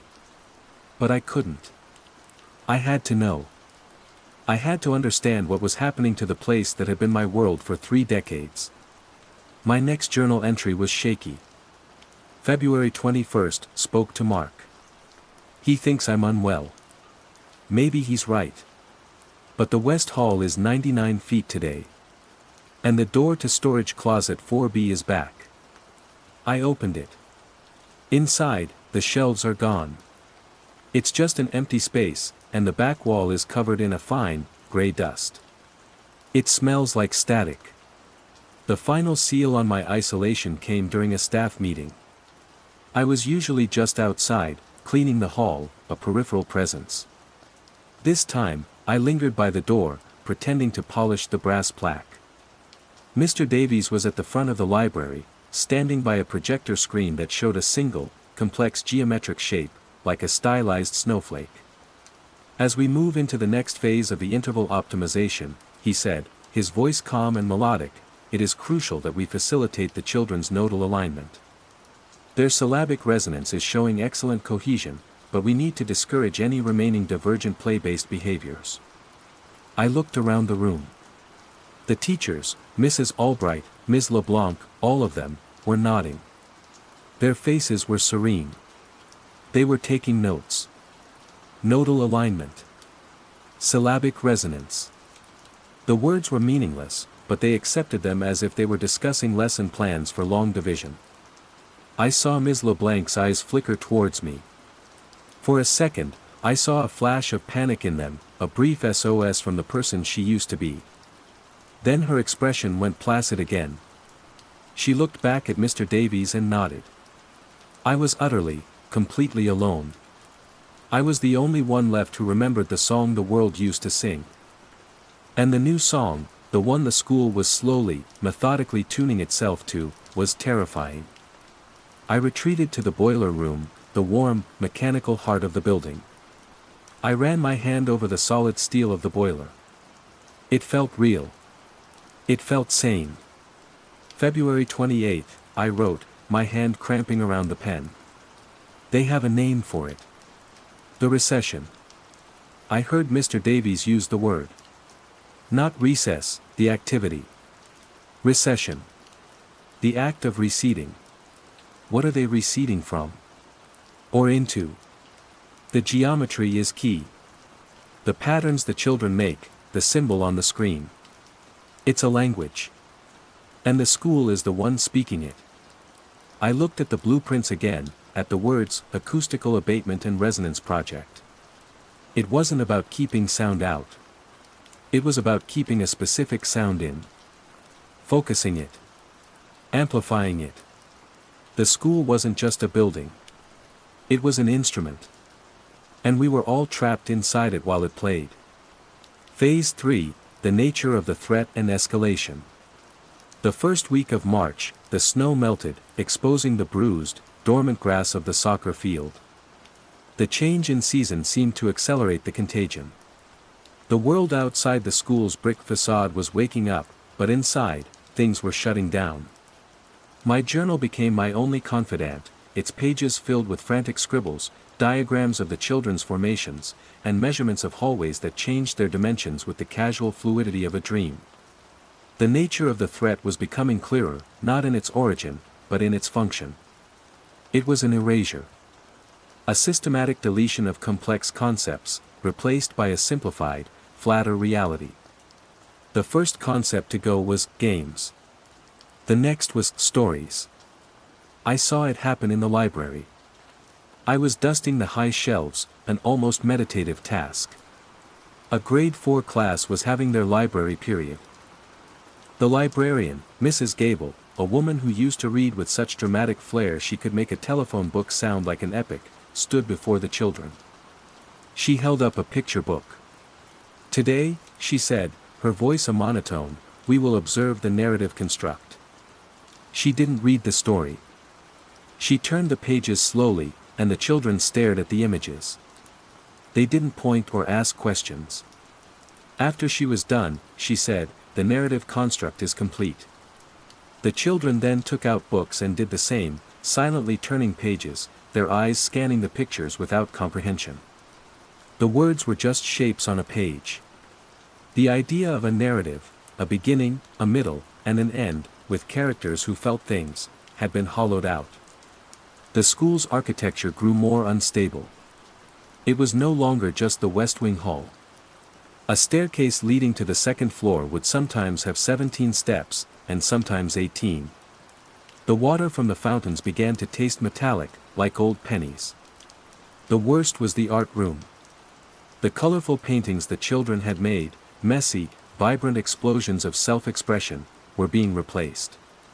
One by one, they vanished from the walls, and in their place were stark, black and white drawings of geometric shapes. Perfect circles, intersecting lines, spirals. Mr. Davies praised them for their conceptual clarity. I theorized, huddled in the rumbling warmth of the boiler room, the blueprints spread before me. The school was designed to do this. It was a machine for simplifying reality. The acoustical resonance project wasn't an add-on, it was the entire point of the building. The bell was the trigger, the regular chimes were microdoses of the change, tuning the inhabitants, eroding concepts bit by bit. Recess, games, stories, what was next? Laughter? Anger? Love? My attempts to find an ally had failed spectacularly. Ms. LeBlanc now spoke the same placid jargon as the others. She'd greet me in the hall with, "A productive morning, Caroline," and her eyes would be empty, serene. The panic I'd seen in them was gone, paved over. But I wasn't ready to give up. There had to be someone else. A parent, maybe. Someone from the outside, who would see the change in their child and know something was wrong. I started observing the parents at pickup time. They'd wait in their cars, scrolling on their phones. Their children would file out silently, get into the back seats, and be driven away. There were no joyful reunions, no questions about their day. It was a sterile, efficient transfer. Was the contagion leaking out? Or were the parents simply too distracted to notice that the bright, messy children they dropped off in the morning were being returned to them as quiet, placid changelings? My hope, a flickering candle in a hurricane, landed on a father I'd seen a few times. He didn't wait in his car. He stood by the fence, a tall man with a worried frown etched onto his face. He watched the children emerge with an intensity that matched my own. His daughter was Chloe, the girl from grade 2 who used to be a firecracker of energy and was now as still as a stone. I took a chance. I was sweeping the front steps, a legitimate reason to be there. He was watching Chloe walk towards him, her pace steady and unhurried. "She's gotten quiet," I said, my voice low. The man started, looking at me. His eyes were tired but sharp. "You've noticed?" "I notice a lot of things," I said. "I'm Caroline. I'm the custodian." "Tom," he said, shaking my hand. His grip was firm. "Chloe's dad. Quiet doesn't cover it. It's like, she's been erased. She doesn't tell stories anymore. Doesn't draw her weird little monsters. Just, shapes. And she hums. The same tune, over and over." My heart hammered. Syllabic resonance. "I know."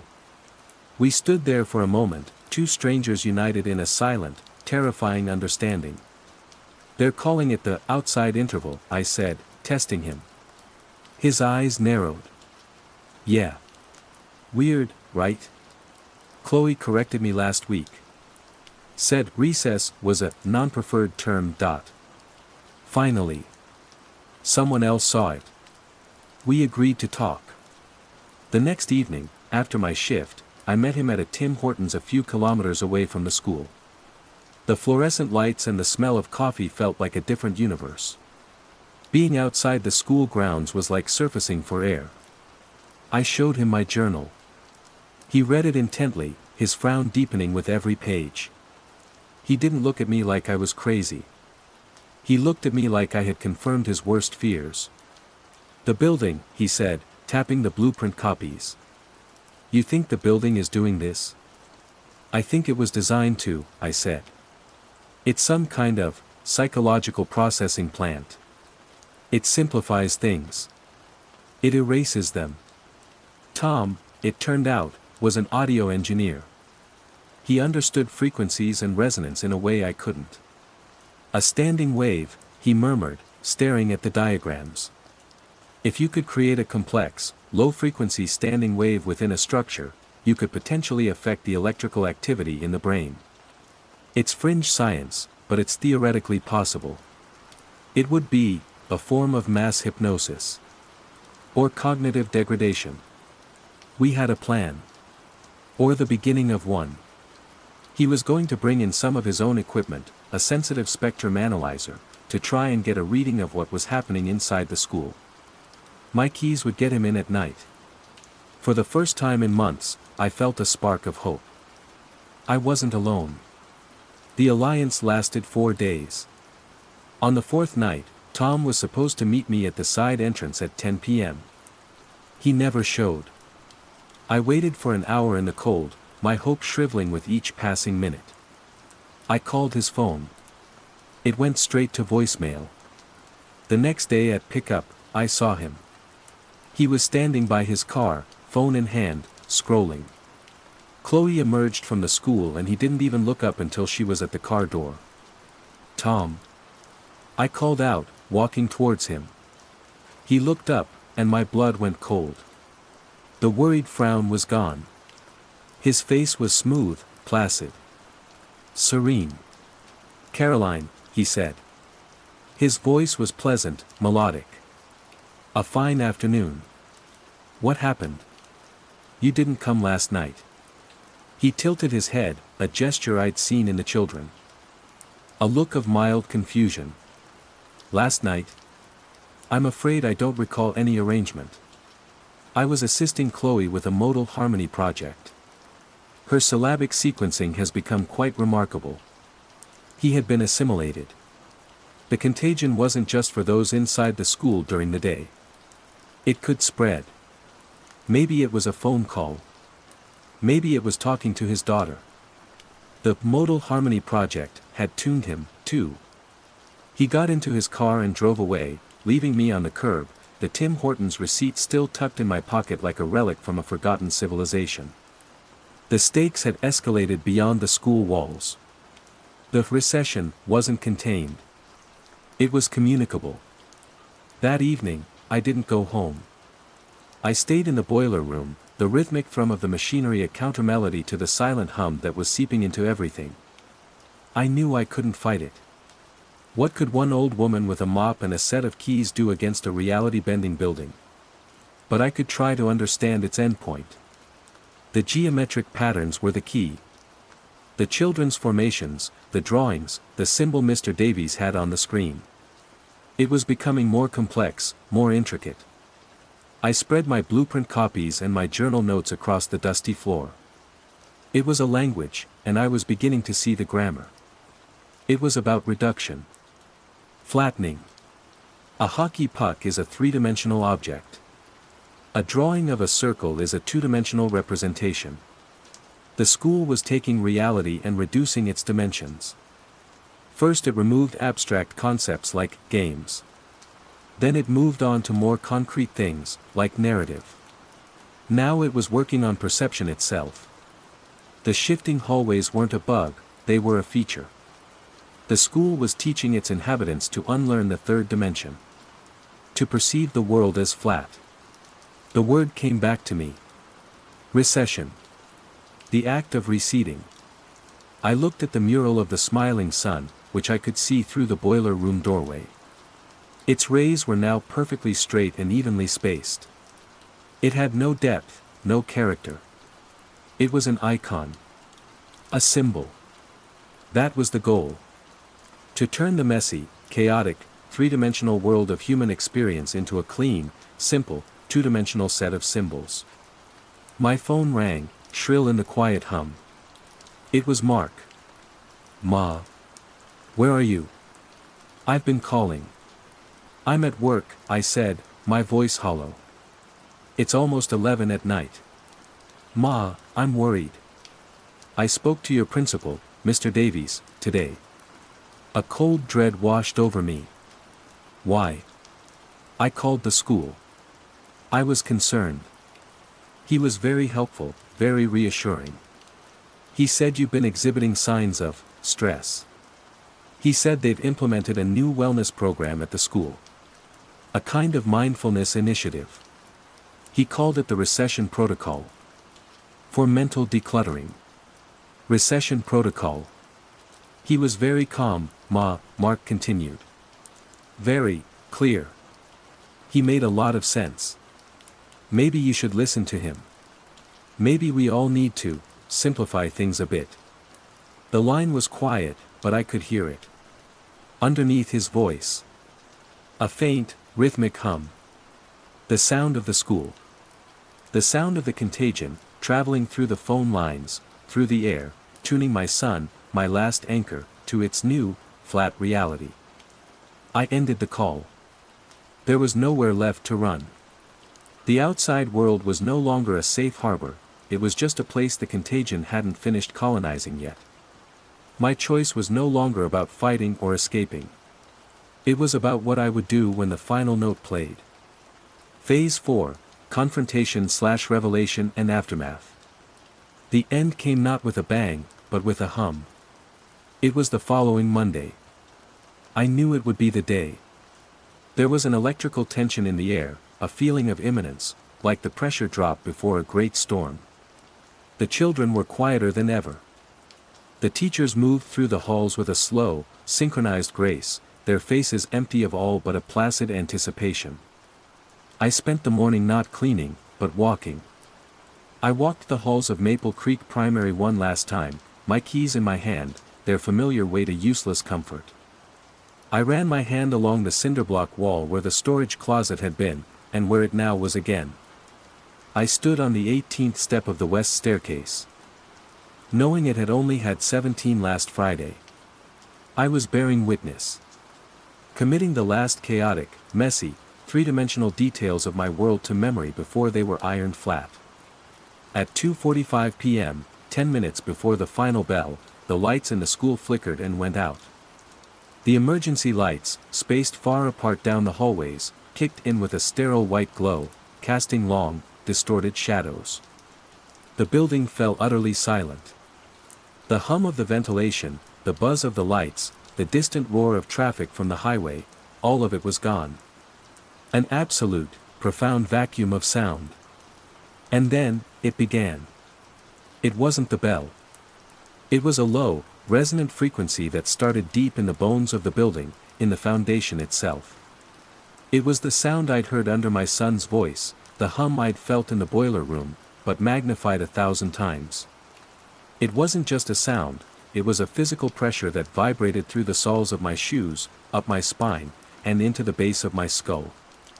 It was the sound of reality being rewritten.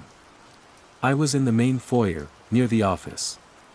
Through the glass, I saw Mr. Davies stand up from his desk. He didn't look alarmed.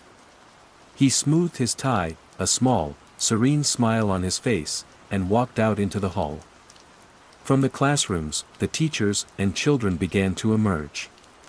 They moved without instruction, their steps perfectly in time with a rhythm only they could hear within the larger hum. Their faces were blank, their eyes fixed on something I couldn't see. They began to file towards the gymnasium. The heart of the school. The place the blueprints called the central resonance chamber. This was the confrontation. Not with a person, but with a process. A choice was laid before me in the vibrating silence. Join the procession, walk into the gym, and allow the last of my messy, complex, three-dimensional self to be smoothed away. Let go of the grief for Sal, the difficult love for my children, the 32 years of memories stored in these halls. Become simple. Become calm. Become flat. Or run. The ghost in the blue smock chose to run. My keys, they weren't useless. I knew this building. I knew its secrets, its phantom limbs, its shifting anatomy. As the procession moved towards the gym with the inexorable pull of a tide, I darted in the opposite direction, down the west wing corridor. The hum intensified. The long shadows cast by the emergency lights began to behave strangely. They clung to the walls, refusing to stretch or shrink as I moved. My own shadow was a stark, unmoving cutout behind me. The perspective of the hallway itself seemed to warp, the far end looking both miles away and right in front of my face. The extra step I'd measured was there, and as my foot landed on it, it felt like stepping down into cold water. I fumbled for the key to the boiler room. The lock was stiff, resistant. The hum was in my teeth now, making them ache. I could feel words slipping away from me. The name for the tool in my hand, key.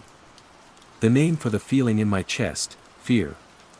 They were becoming thin, translucent. I wrenched the door open and stumbled inside, slamming it shut. The room was a sanctuary of old-world physics. The roar of the boiler was a familiar, angry god, fighting against the all-consuming hum. I leaned against the door, gasping for air that tasted of iron and heat. I had to get out. Not just out of the hallway, but out of the building. My escape route was a service tunnel I'd discovered years ago, one not on any of the official blueprints. It ran from the back of the boiler room to a storm sewer grate at the edge of the school property. I scrambled towards the access panel, my hands shaking. As I pulled it open, I glanced back through the small, grimy window in the boiler room door. I could see the entrance to the gymnasium down the hall. The last of the children were filing in. And what I saw made my breath catch in my throat. They weren't just entering a gymnasium. As they crossed the threshold, they were changing. Their forms flattened, losing depth and contour. They became like paper dolls, their colors bright but lifeless. They weren't walking into a room, they were being absorbed by a surface. The gymnasium itself was no longer a three-dimensional space but a vast, living mural. The children and teachers took their places within it, their faces turned forward, their bodies becoming part of the composition. Mr. Davies stood in the center, a placid master of ceremonies, his hand raised as he, too, began to recede, to press himself into the new, flat reality. The recession. They were receding from the world of depth and shadow into a world of pure, simple form. Horror gave me strength. I crawled into the narrow, dusty tunnel, pulling the panel shut behind me. The hum was fainter here, muffled by earth and concrete. I crawled on my hands and knees, the rough ground scraping my skin, the smell of damp earth filling my lungs. It was a frantic, primal scramble back to the real world. Or what was left of it. After an eternity, I saw a pale, latticed light ahead. The sewer grate. I pushed at it with my shoulder. It was heavy, rusted, but it gave way with a groan. I pulled myself out onto wet grass and mud, blinking in the gray afternoon light. I was outside. I was free. I stood up, shaky and disoriented, and looked back at Maple Creek Primary School. The building looked wrong. It seemed smaller. The brickwork lacked texture, the windows were flat, dark rectangles. It looked like a photograph of a school, a child's drawing. It had no weight, no presence. It had receded into itself, taking its occupants with it. My phone was still in my pocket. I pulled it out, my fingers clumsy. I had to call Mark. I had to warn him. I had to tell someone. I dialed his number. It rang once, then connected. Hello. His voice. Flat. No inflection. A perfect monotone. Mark, I gasped. Mark, are you okay? Listen to me. The decluttering is proceeding, he said, his voice calm and distant, like a recorded message. Conceptual alignment is optimal. All is simple now. A dial tone followed. I stood there, at the edge of the property, the cold wind whipping at my smock. I looked from the flat, unreal building to the suburban street beyond. A car drove past, its lines seeming too sharp, its color too uniform. The world felt thin. Brittle. Like a stage set. I had escaped the school, but I hadn't escaped the contagion. I had just gotten a head start. I brought the silence with me. The world no longer felt deep and chaotic and real. It felt quiet. It felt simple. I started walking, though I had no idea where I was going. In my mind, I tried to hold on to the memory of Sal's laugh, the complicated feeling of holding my son's hand when he was a boy, the specific, messy beauty of a finger painting. I tried to hold on to the concept of a story. But the edges were already starting to fade. Dead channels. Phase 1, the unsettling mundane. The hum is the first thing. And the last. Here in Radburn Tower, it's the building's resting heartbeat. A low, 50 Hz thrum that travels through the concrete bones of the place, born from a dozen different aging electrical systems all groaning in chorus. You get used to it. It's the sound of home, the same way the persistent damp in the bathroom and the smell of stale curry in the lift are the smell of home. My name is Omar. I'm 24, and I live on the 9th floor with my mum, Amina. By day, I'm a gig economy knight, my noble steed a dented Ford Fiesta, delivering everything from lukewarm vindaloo to overpriced pet food across Manchester. By night, I'm a filmmaker. Or, more accurately, an aspiring one. My magnum opus, so far, is a sprawling collection of digital files I call Ghosts in the Machine. It's footage of television glitches. It started as a joke. Capturing the garbled, pixelated faces that appeared during a satellite signal drop, the screen tearing into abstract art, the audio degrading into a digital shriek. I found it beautiful, in a weird way. Fragments of a hidden world, bleeding through the cracks in the broadcast. I'd spend hours scrolling through the hundreds of Freeview channels, my hard drive recorder humming patiently, waiting for the signal to trip over itself. Radburn Tower is a paradise for this kind of hobby. Built in the 70s and retrofitted with a jungle of competing satellite dishes. The signal integrity is a joke. Everyone's picture flickers.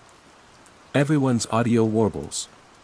It's a shared technological complaint, a point of communion in the anonymous corridors. The first time I saw it, I thought it was just the best glitch I'd ever captured. It was a Tuesday, late.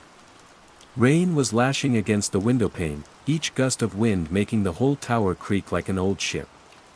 Mum was asleep, her soft snores a comforting rhythm from her bedroom. I was channel surfing, bleary-eyed, past the shopping channels and the 24-hour news loops. I hit a dead channel, one of the many placeholders. Usually, it would be a blue screen, or a block of color bars with a piercing tone. Tonight, it was static. But not normal static. This was a thick, roiling chaos, like a million frantic ants crawling behind the glass. It was silent, which was odd. A visual hiss. I was about to move on when the static coalesced. It resolved itself, like a blurry photo coming into focus, into a grainy, black and white image. I recognized it instantly. It was the street below, viewed from a high angle. Probably from one of the council's CCTV cameras bolted to the lamppost opposite our block. The image was silent, stark. The rain had softened to a drizzle, making the asphalt gleam under the orange streetlights.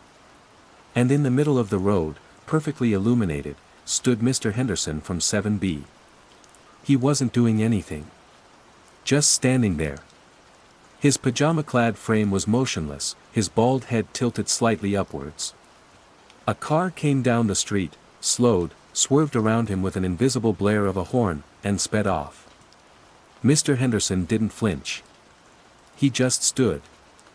I fumbled for my phone, my filmmaker instincts kicking in. This is gold.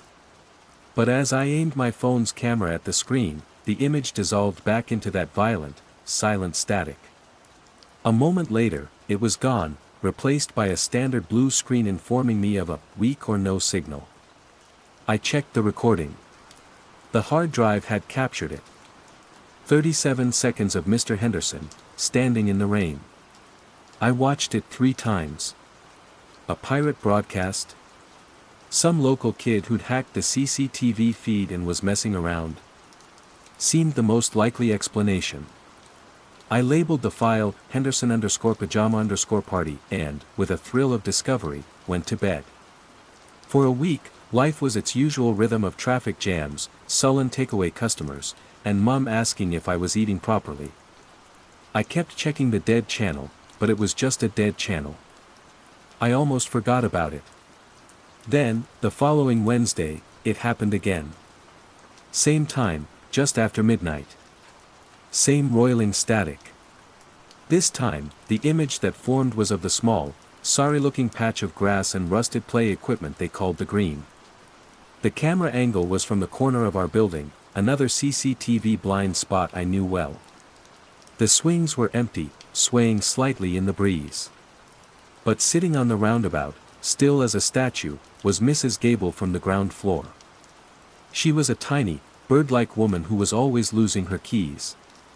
Tonight, she wasn't losing anything. She was staring. Her head was angled sharply, her gaze fixed directly on the camera. There was no mistaking it. It wasn't a general look, it was a direct, piercing stare into the lens. Her face, even in the low-resolution monochrome, was utterly blank.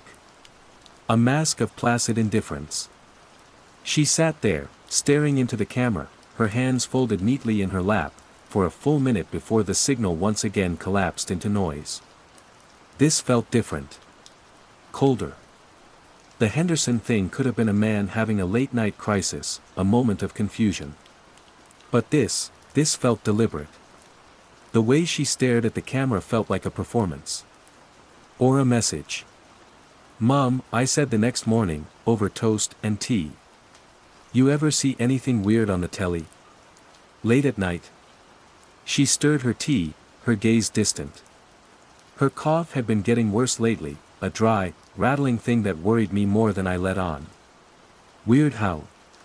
Like those shopping channels selling gold-plated tea pools. That's weird.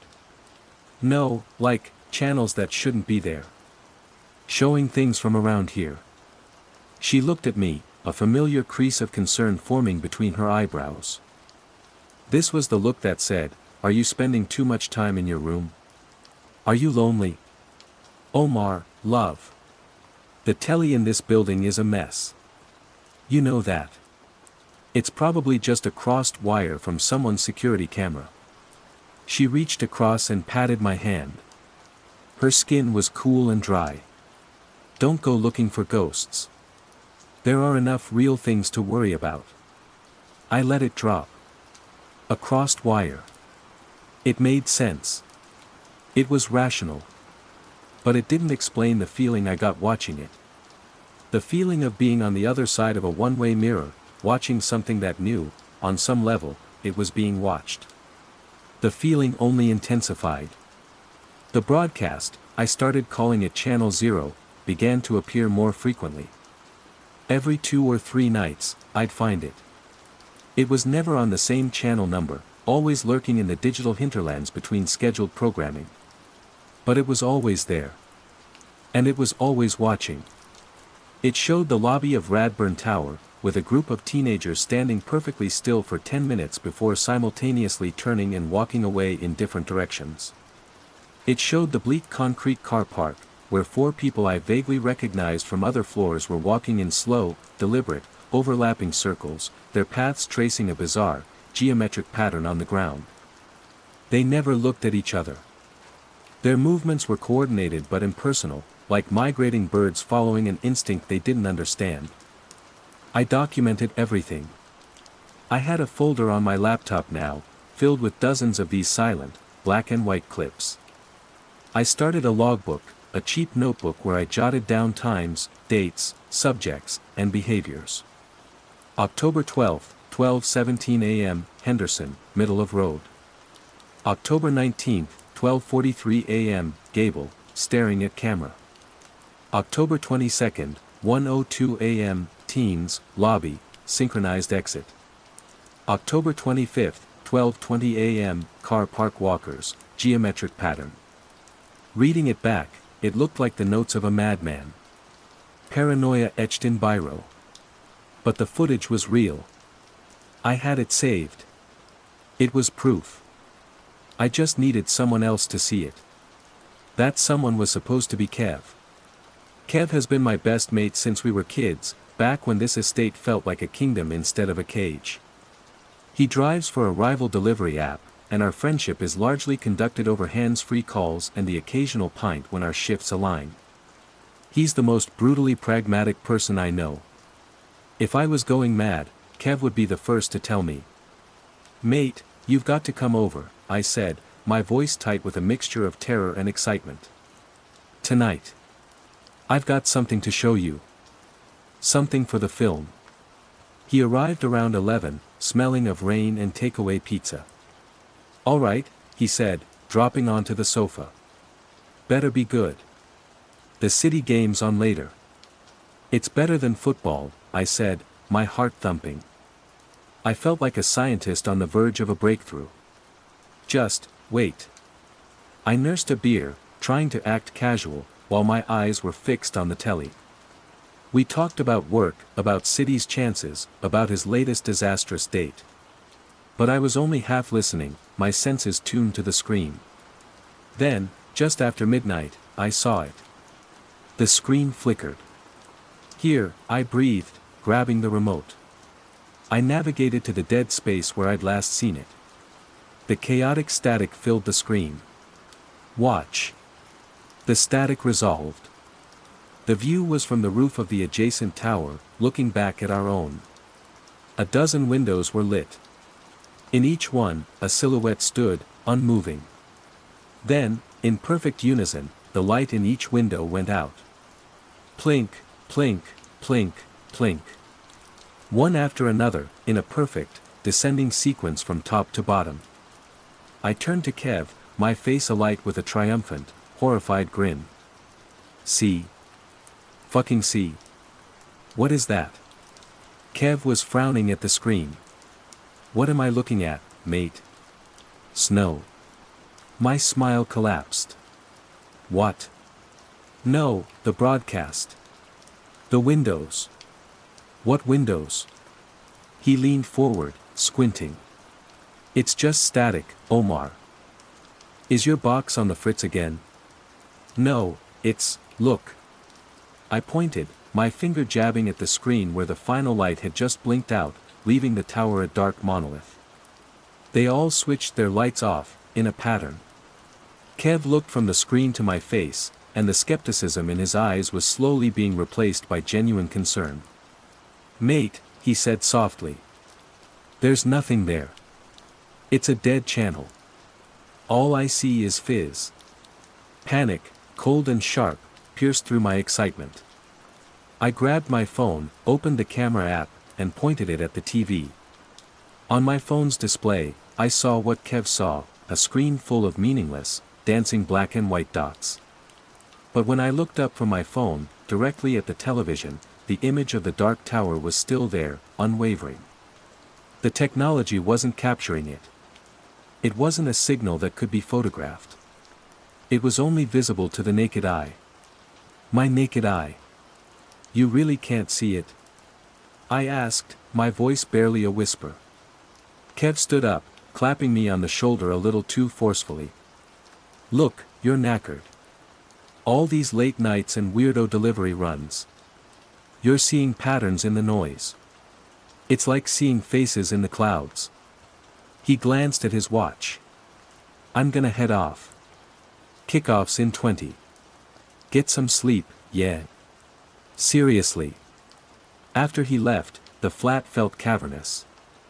The hum of the building seemed louder, more menacing. I sat on the floor in front of the television, which was now showing a blue screen again. The tower, the windows, the synchronized darkness, it was gone. But the image was burned into my mind. Kev thought I was losing it. Mum thought I was tired. I was utterly, completely alone with this. The channel wasn't a broadcast for everyone. It felt, more and more, like it was a broadcast just for me. Phase 2, growing awareness and isolation. The days that followed Kev's visit were thick with a new kind of dread.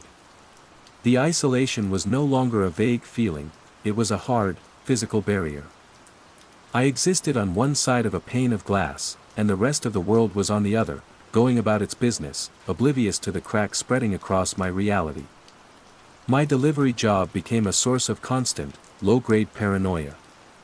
Every person I saw standing too still, every odd gesture, every blank look from a customer felt like a potential connection to Channel Zero. I'd see a woman on a street corner, staring at a pigeon with unnerving intensity, and I'd have to pull the car over, my heart hammering, trying to see if she was part of it. Was she being broadcast right now on my telly at home? Was I the only one who could see the strangeness in her posture? I started taking photos on my phone, blurry, distant shots of strangers. My gallery became a catalogue of mundane peculiarity. A man tapping his fingers against a bus stop in a complex rhythm. A group of office workers all looking up at the sky at the exact same moment. At home, I retreated further into my obsession. I tried to show Mum again. I waited for the channel to appear, a shot of the building's graffiti-scarred entrance hall. Two women I knew by sight stood on either side of the door, their heads bowed as if in prayer.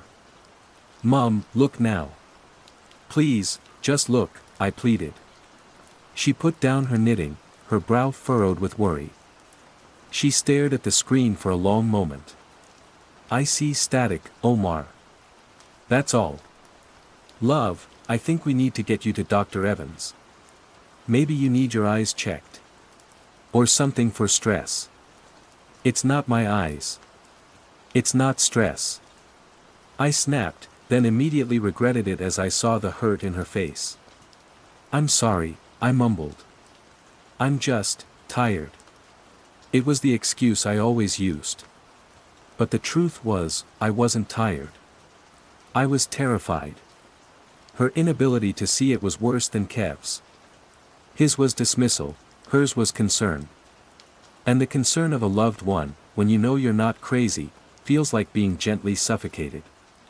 The secondary mystery, the subplot that began to consume my waking hours, started with a delivery to a block not far from Radburn. It was a newer building, all glass and sharp angles, a world away from the crumbling concrete I called home. The package was for a J. Corvus. When a woman in her late 30s with tired eyes and a tense jaw answered the door. I did my usual routine, scan the package, hand it over, offer a strained smile. As she took it, her sleeve rode up her arm. On her wrist was a tattoo. It was a simple, geometric symbol, a circle with a single vertical line cutting through the top half. It was oddly familiar. "Cool tattoo," I said, trying to make small talk. She froze. Her eyes, which had been distant, snapped into sharp focus on my face. She pulled her sleeve down reflexively. "It's nothing," she said, her voice suddenly flat and cold. She closed the door without another word. The encounter stuck with me. Later that night, while reviewing my footage from Channel Zero, I saw it. In the clip of the people walking in circles in the car park, one of them, a man in a hoodie, had turned his wrist. For a split second, the same symbol was visible, a dark mark on his pale skin. My blood ran cold. It wasn't a random tattoo. It was a link. I started looking for it everywhere. I saw it scratched into the paint inside the lift at Radburn. I saw it drawn in the grime on the back of a bus. It was a sigil for the initiated, a sign of belonging to this silent, creeping club. I became convinced that everyone I saw on Channel Zero bore this mark. It was their uniform. My research grew more frantic. I spent hours online, falling down rabbit holes of signal theory, broadcast history, and fringe psychology. I typed "Phantom TV Broadcast Manchester" into search engines and got back stories about old pirate radio stations from the 80s. I searched for mass behavioral anomalies and found articles on dancing plagues in the Middle Ages and the Tanganyika laughter epidemic. It was all interesting, but it wasn't this. This was quiet. This was technological. One forum, buried deep in a website dedicated to radio enthusiasts and urban explorers, gave me a flicker of hope. A user named Signalman78 had posted a cryptic message a year ago. Anyone else in the M15 area picking up the silent broadcast? The one on Channel Zero? It shows things. Things that are really happening. They don't know we can see. My hands trembled as I typed out a reply. I see it. I see it every night. What is it? I checked back every hour for a response. Nothing. The user hadn't been active in 11 months. Another dead end. The post was a digital ghost, a message in a bottle that had washed ashore long after its sender had vanished. My world shrank to the size of my flat, my car, and the screen. The screen was the most real thing now. The behaviors on Channel Zero were becoming more complex. They weren't just standing or walking anymore. One night, I watched as a dozen people gathered around the bins at the back of the tower. They didn't speak or interact. Instead, they began to hum. It wasn't a melody, just a single, low note, perfectly in tune with the building's own electrical thrum. They were harmonizing with the tower. I tried to record the sound with my phone, but the phone's microphone picked up nothing but the wind. The hum was like the image, unrecordable, perceivable only by me. I sat there and listened to the silent hum from the TV, a sound that resonated deep in my bones, a vibration I felt more than heard. It was the sound of the contagion solidifying, the participants no longer just performing actions, but creating a unified field of intent. My delivery performance plummeted. I got a warning email from the app.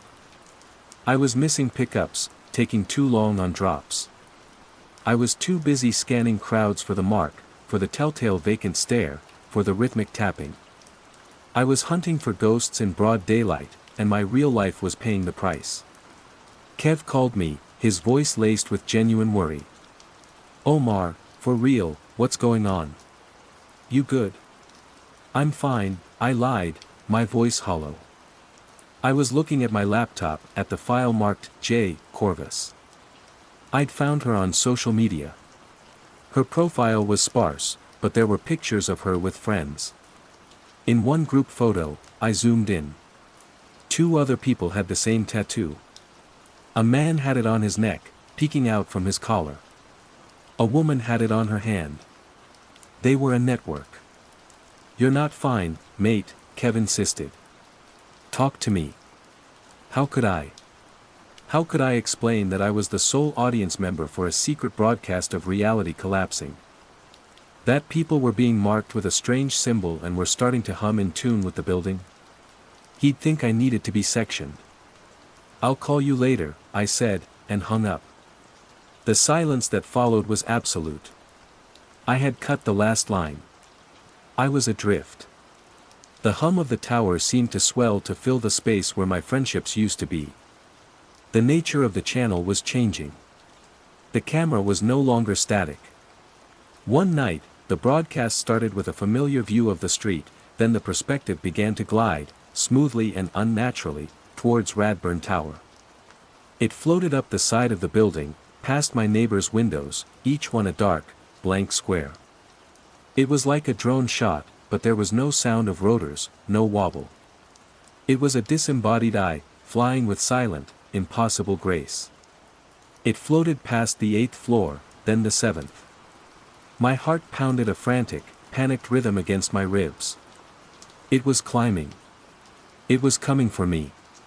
It rose to the 9th floor. It drifted past Mrs. Zorich's window, then Mr. Chen's. It stopped outside my own. For a terrifying minute, it just hovered there, looking in at my darkened living room. I was huddled on the sofa, bathed in the glow of the screen that was showing me the view of myself. Then, it moved again. It didn't go through the window. It passed right through the brickwork, a seamless, physics-defying transition. The view was now inside my flat, looking down the short, dark hallway from the front door. It panned slowly, taking in the coat rack, the worn patch of carpet. It lingered on the closed door to my mum's bedroom. I could hear her coughing from inside, a faint, dry sound.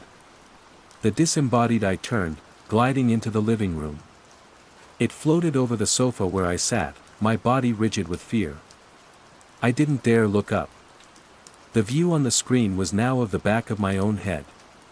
It was no longer just a broadcast. It was an intelligence. It was in my home. And it knew I was watching. Phase 3, the nature of the threat and escalation. The camera in my home broke me. For 2 days, I didn't turn on the television. I didn't even look at it. I unplugged it from the wall, along with my recorder and my laptop. I sat in the silence, a silence now polluted by the ever-present hum of the tower, which I could no longer ignore. It felt like a taunt. My thoughts raced, trying to build a framework for my terror. It wasn't a broadcast. A broadcast is sent from a transmitter to a receiver. This wasn't being sent. This was being perceived. What if the television wasn't the source? What if it was just an antenna for something already there? What if I was the antenna? The idea was dizzying, a nauseating lurch of perspective. The channel wasn't in the TV, it was in my head, and the screen was just a monitor for my own unique, horrifying perception.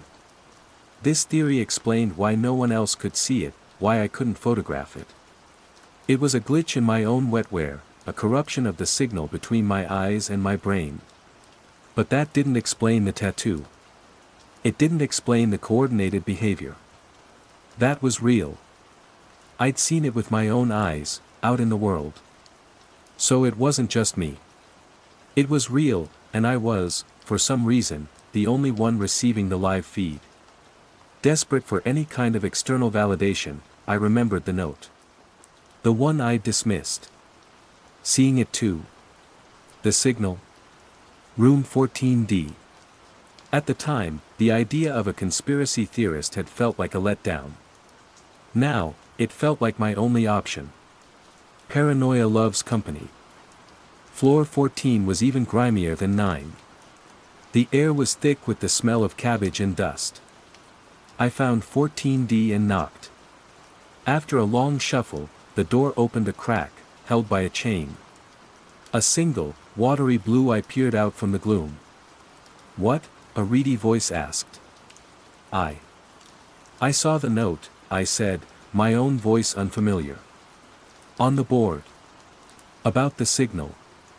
The eye widened. The chain rattled, and the door opened. "You see it?" the man breathed.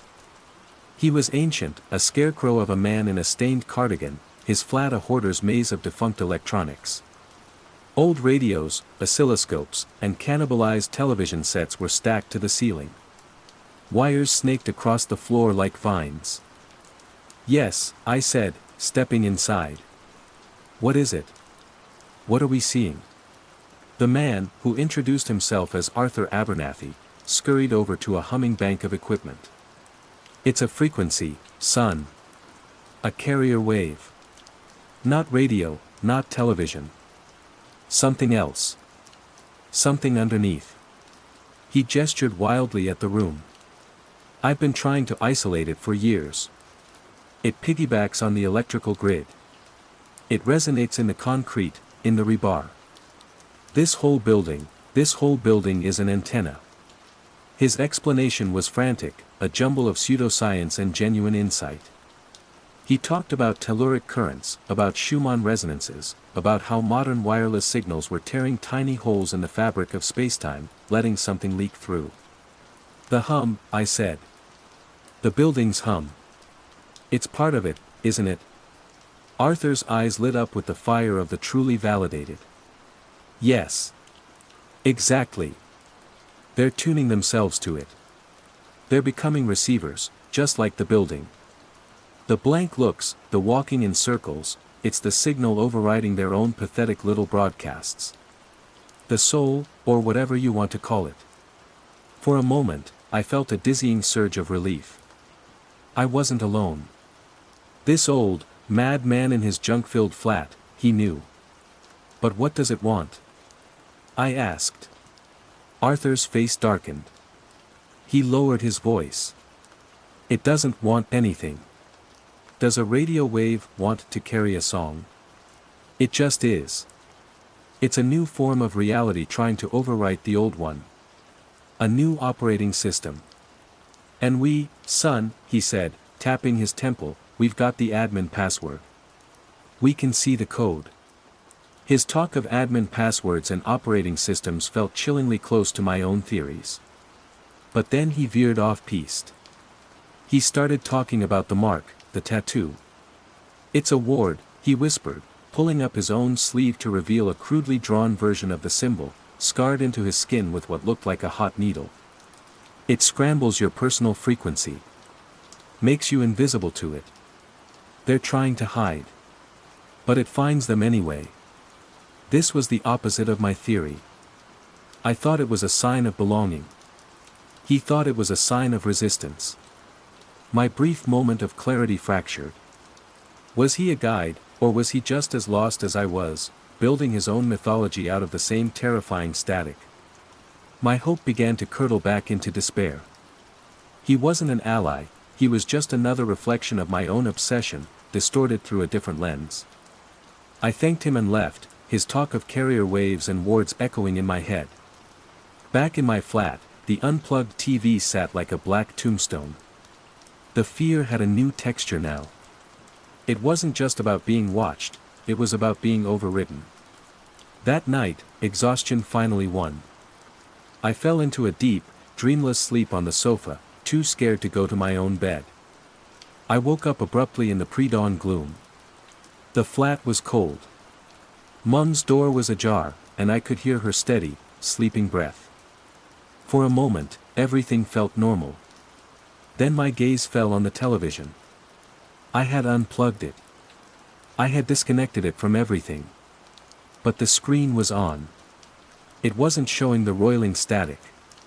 It was showing a clear, stable, black and white image. The image was of a room. A bedroom. My bedroom.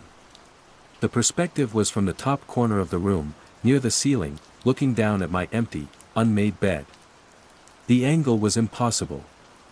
There was no camera there. There was nothing there but a cobweb and a water stain on the ceiling. My breath hitched in my throat. This was new. This wasn't a live feed of somewhere else. This was a recording. Or a memory. Or a premonition. I watched, frozen, as the image on the screen changed. The bedroom door opened. A figure walked in. It was me. I watched myself walk into the room, get into bed, and pull the covers up. It was a perfect recreation of what I would have done, had I not been too terrified to sleep in my own room. I was watching a ghost of my own routine. The me on the screen turned over, facing away from the door. The image was still for a long time. The only movement was the slow rise and fall of my own back. It was hypnotic. Mesmerizing. My fear began to dissolve into a strange, detached curiosity. Then, the horror returned, 1,000 times colder.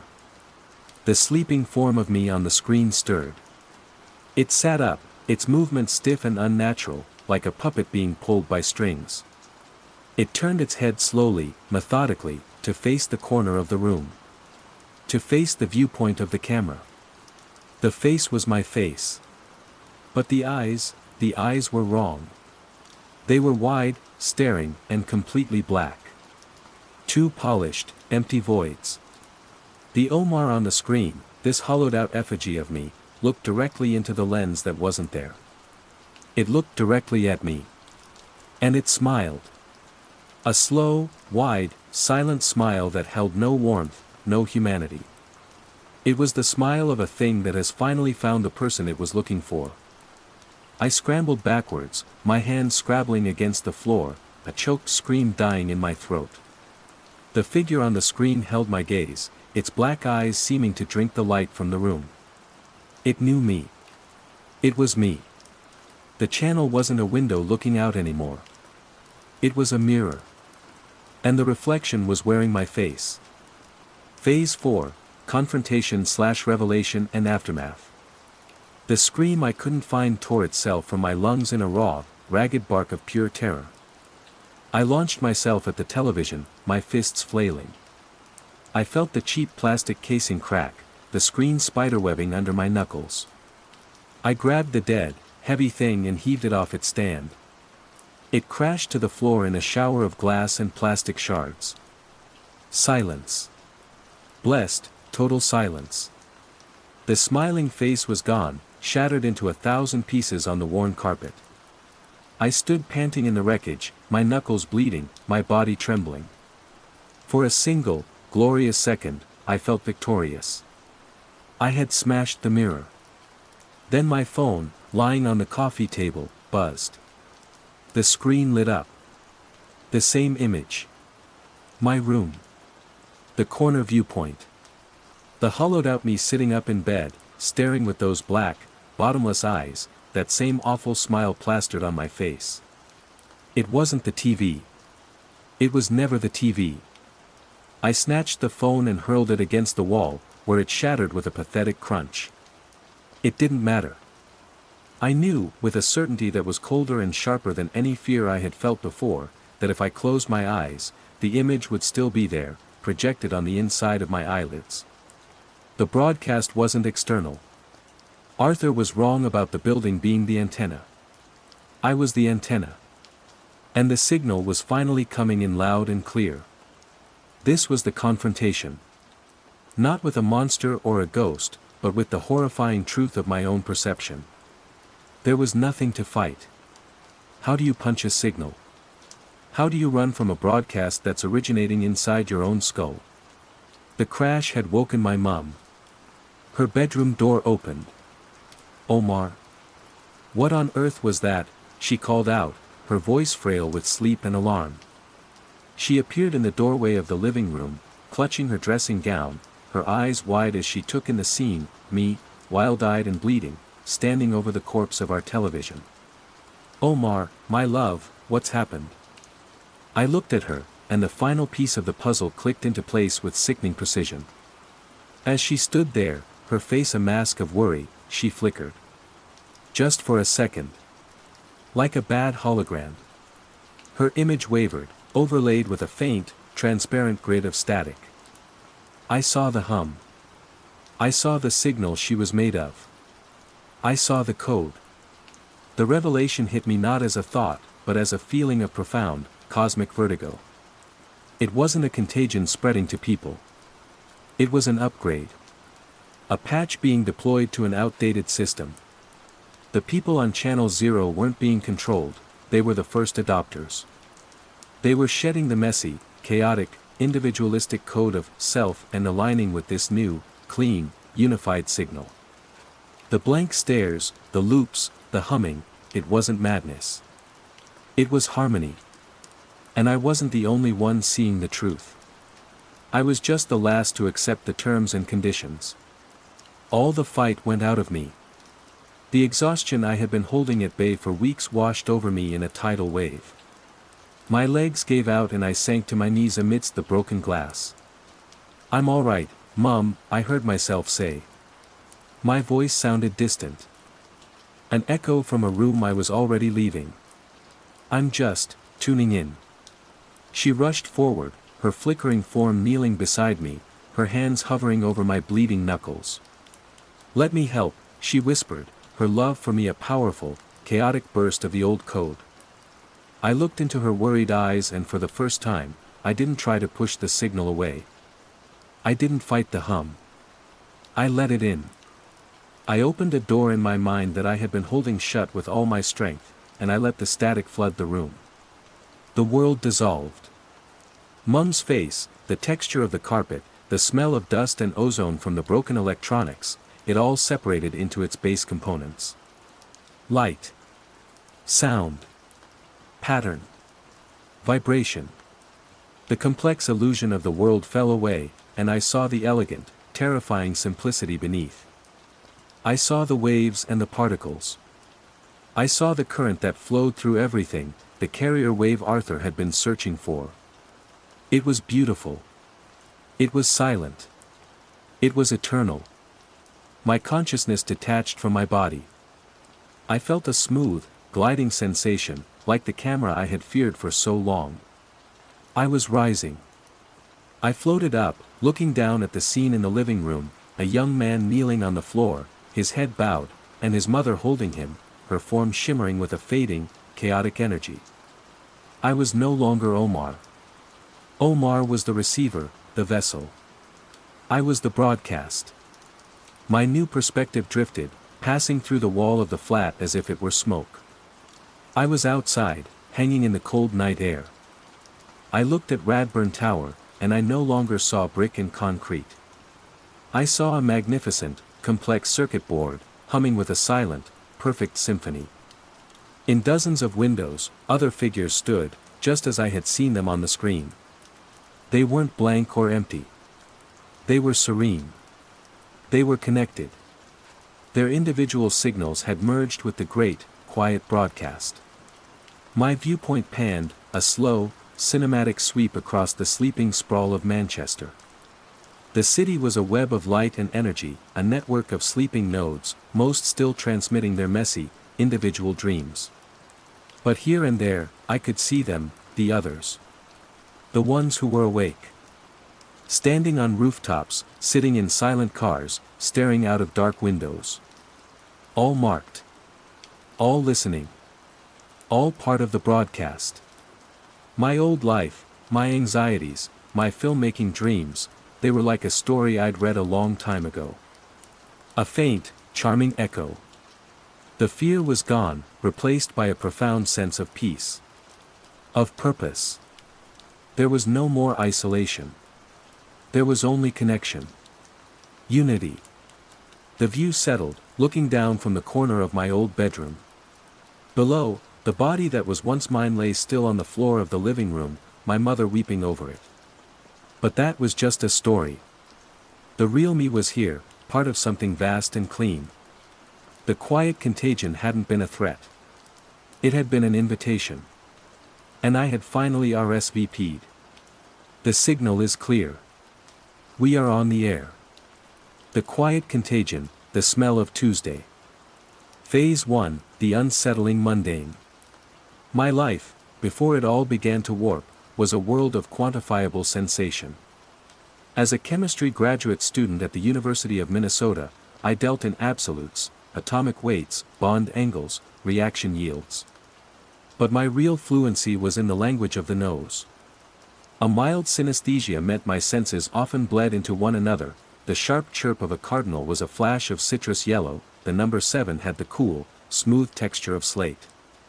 But my sense of smell was my anchor, a precise and annotated map of my world. I could tell the difference between the metallic tang of rain on hot asphalt and the softer, greener scent of rain on summer dust.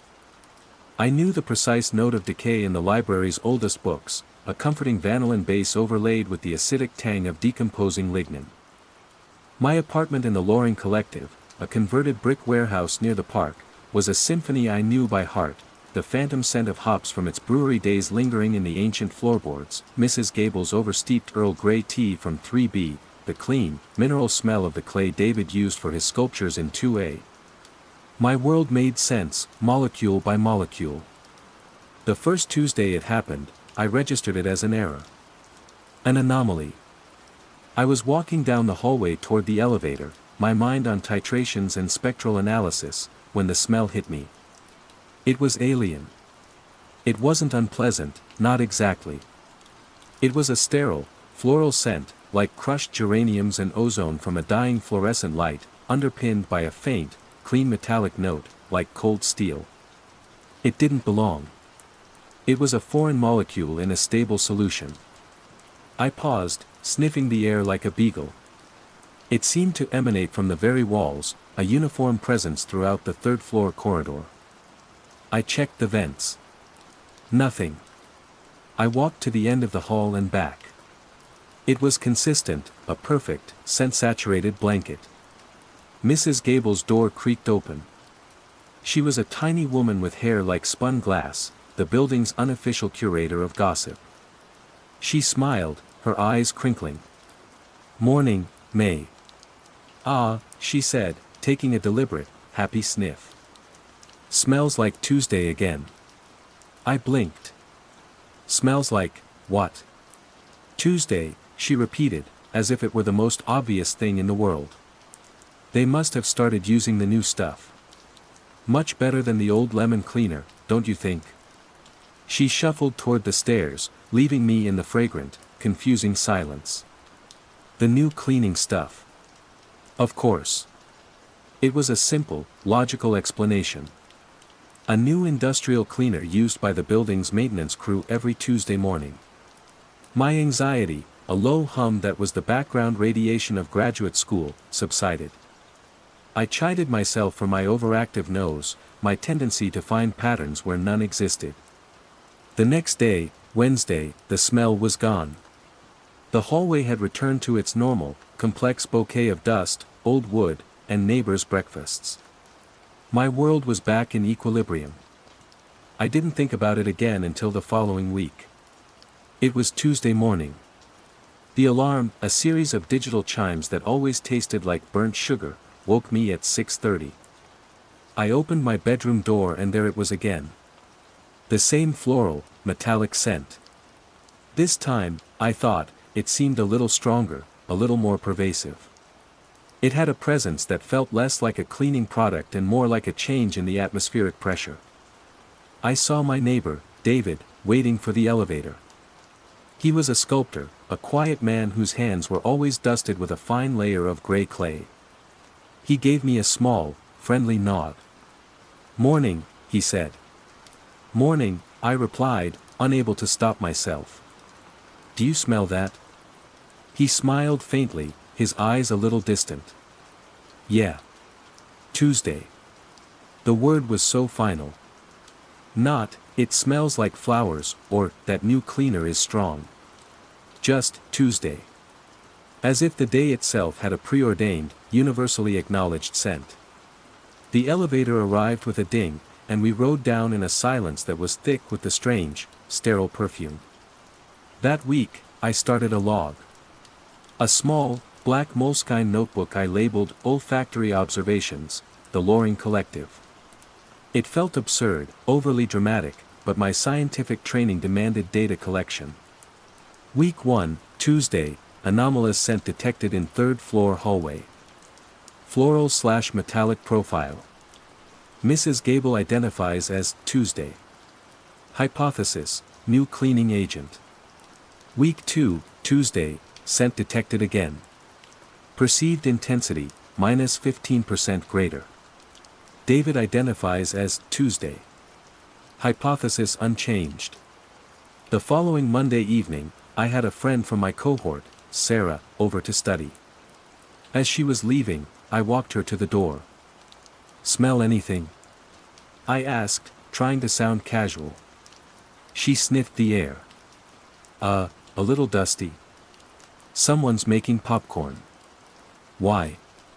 "No reason." The baseline was normal. The variable was Tuesday. The third Tuesday was the first time the system truly began to break down. The smell was there, of course. Stronger still. I could smell it from inside my apartment. A faint trace creeping under the door. But the real change happened on Wednesday. It was still there. I walked out into the hall, my heart thumping a nervous, irregular rhythm. The floral metallic tang hung in the air, as potent as it had been the day before. It hadn't dissipated. I saw the landlord, a perpetually hassled man named Mr. Henderson, fixing a light fixture. "Mr. Henderson?" "May. What can I do for you?" he asked, not looking down from the exposed wiring. "The smell," I said. "It's still here. From yesterday." He finally looked at me, his expression one of mild confusion. "What smell?" The Tuesday smell," I said, hating how the word sounded on my own tongue. He chuckled, a dry, rattling sound. "It's Wednesday, kid. Tuesday's over." He went back to his work, dismissing me completely. But it wasn't over. The smell lingered all day Wednesday. On Thursday, it was fainter, a ghost of itself, but still present. It was like a dye spreading through water, a contagion of scent. By Friday, it was finally gone. My log entry for that week was longer, my handwriting tight with anxiety. Week 3, Tuesday, scent detected. Intensity increased. Lingered through Wednesday at full strength, dissipating by Friday. Mr. Henderson denies its presence on Wednesday. Note, cognitive dissonance in other tenants. Or am I misperceiving the duration? My internal world, once so ordered, was beginning to feel unstable. Was it me? Was the stress of my upcoming qualifiers making me paranoid? Was I imagining the persistence of a smell that others couldn't detect? My synesthesia had always been a quirk, a private lens on the world. Was it now malfunctioning, turning my most trusted sense into an unreliable narrator? The fourth Tuesday arrived like a judgment. I woke up and the smell was already in my room.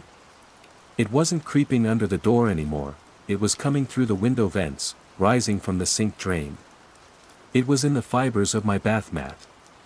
I showered, scrubbing my skin until it was red, but when I dried off, I could smell it on my towel. It was a thin, high note layered over the clean scent of soap. I went to the communal laundry room in the basement, a damp, concrete space that usually smelled of bleach and warm lint. A new notice was pinned to the corkboard, written in neat, block letters on a fluorescent pink post-it. "Please remember to clean lint trap. Let's keep the basement smelling like Tuesday." Smiley face. I stared at the note until the word swam. The smiley face was the most unnerving part. It was cheerful. It was communal. It was insane. The phrase had escaped the confines of casual conversation. It was now a written instruction, a shared goal. To make the musty, damp basement smell like a sterile, metallic flower. I began to see it everywhere. It was a hashtag in the building's resident group chat, "Anyone have a spare egg?" Hashtag Tuesday smell. It was scrawled in the dust on a windowsill in the stairwell. I saw David showing another tenant one of his new sculptures in the lobby. It was a twisted, complex lattice of ceramic, like a frozen representation of a chemical bond. "It's beautiful," the other tenant said. "It has a real Tuesday feel to it." David nodded, a serene expression on his face. That's what I was going for. I felt a cold dread wash over me, colder than the Minneapolis winter. This wasn't about a cleaning product. This wasn't about a shared joke. This was a change. A quiet, creeping rewiring of the people around me. They were incorporating this anomalous scent, this nonsensical phrase, into their lives, their art, their very perception of the world. And I was the only one who seemed to remember that Tuesday, just a month ago, had smelled of nothing at all. It was just a day of the week. That night, I couldn't sleep. The smell was a constant companion, a phantom presence in my bed. I lay awake, staring at the ceiling, thinking about my research. About how a single, rogue catalyst could alter an entire chemical reaction, changing stable compounds into something volatile and new.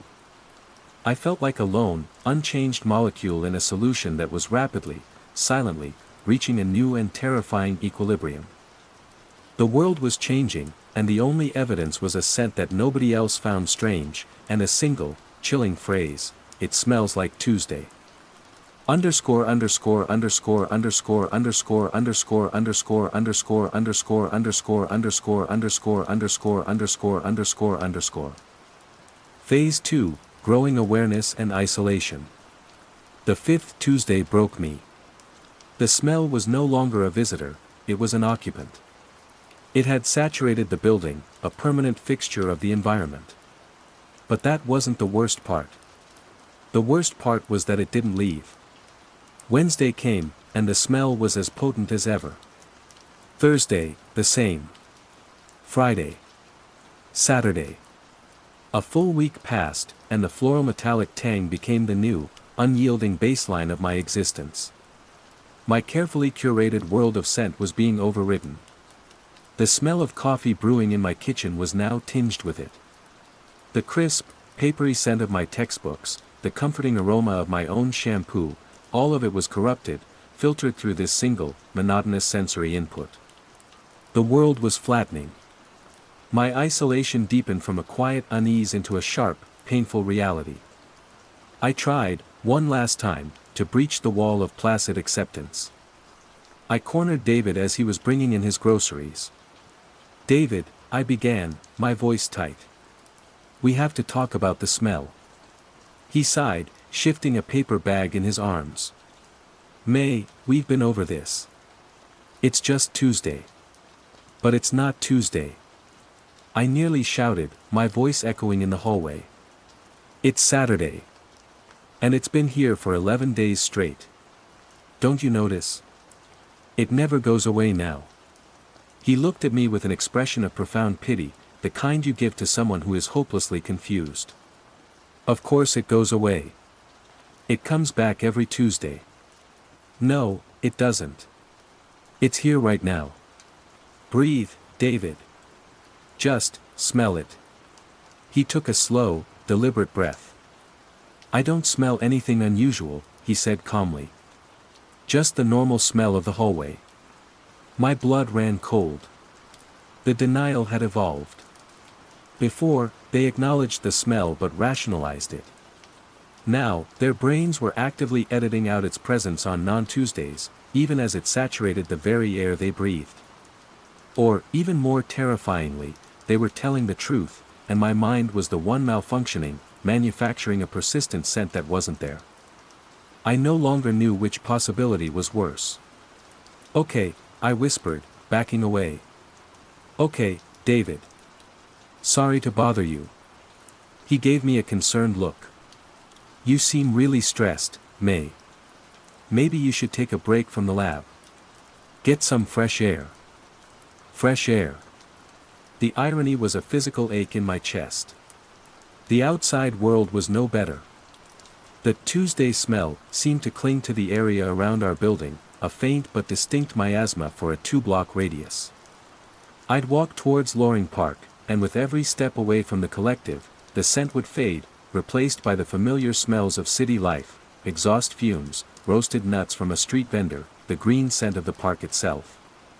For a few hours, I could feel sane again. But the relief was always temporary. The moment I walked back towards home, the smell would rise to meet me, a welcoming party I wanted no part of. My work became my only refuge, the sterile, controlled environment of the chemistry lab a haven of predictable reality.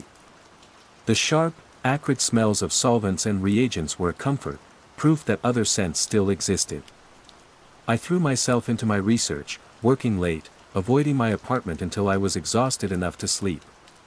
My advisor, Dr. Anya Sharma, a woman with a mind as sharp as broken glass, noticed the change. "May," she said one afternoon, catching me as I was staring blankly at a gas chromatograph readout. "Your focus is slipping. Your last few reports have been distracted. Is everything all right?" I opened my mouth to tell her. To explain that my perception of reality was crumbling, starting with my nose. To tell her that my neighbors were caught in a quiet, fragrant madness. But the words died in my throat. How could I explain it? "Dr. Sharma, my apartment building has been colonized by a smell that has its own day of the week." I would be sent to university counseling before I finished the sentence. "I'm just tired," I lied. "Struggling with a concept. I'll refocus." She gave me a long, searching look. "See that you do. Your qualifiers won't wait for you to catch up." That night, I went online. I avoided the Loring Collective group chat, which was now filled with pictures of things that residents felt captured the essence of Tuesday, a particular shade of blue paint, a smooth river stone, a geometric pattern. It was a mood board for the contagion. Instead, I searched for forums on sensory disorders, phantasmia, mass psychogenic illness. I found fragmented accounts, whispers in the digital dark. A man in Chicago complaining that the C-sharp note from a distant train whistle seemed to be getting stuck in the air for hours. A woman in Toronto who swore the texture of corduroy had changed overnight, becoming unbearably smooth. They were dismissed as cranks, as people with too much time on their hands. But their stories resonated with my own experience, a subtle, inexplicable shift in the sensory fabric of their lives. I created an anonymous account and posted a carefully worded message in a forum for people with hyperosmia, an enhanced sense of smell. Subject: persistent, localized scent phenomenon. Has anyone ever experienced a specific, unidentifiable scent appearing in a localized area and not dissipating? A smell that other people seem to notice but rationalize in a strange, uniform way? It's floral and metallic. People have started associating it with a day of the week. I expected mockery. Instead, a few days later, I got a private message. The username was Leo_acoustic. "I think we need to talk. It's not a smell for me. It's a sound." My heart hammered against my ribs. I wrote back immediately, and soon we were exchanging encrypted emails. Leo lived in St. Paul, just across the river. He was a sound engineer. For the last month, he'd been noticing what he called a sound bleed.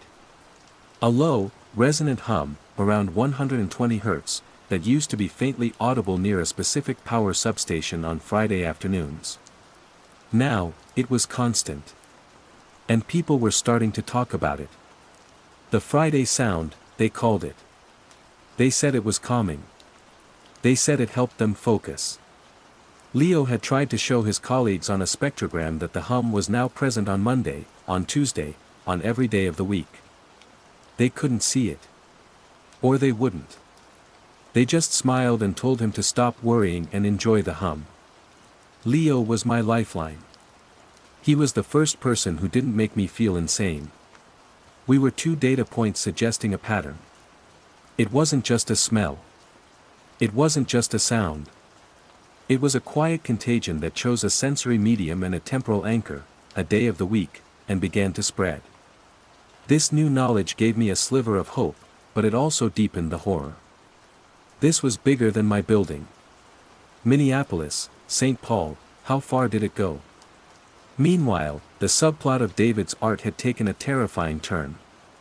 His apartment door was often left ajar now, as if he wanted people to see his work. I peered in one evening.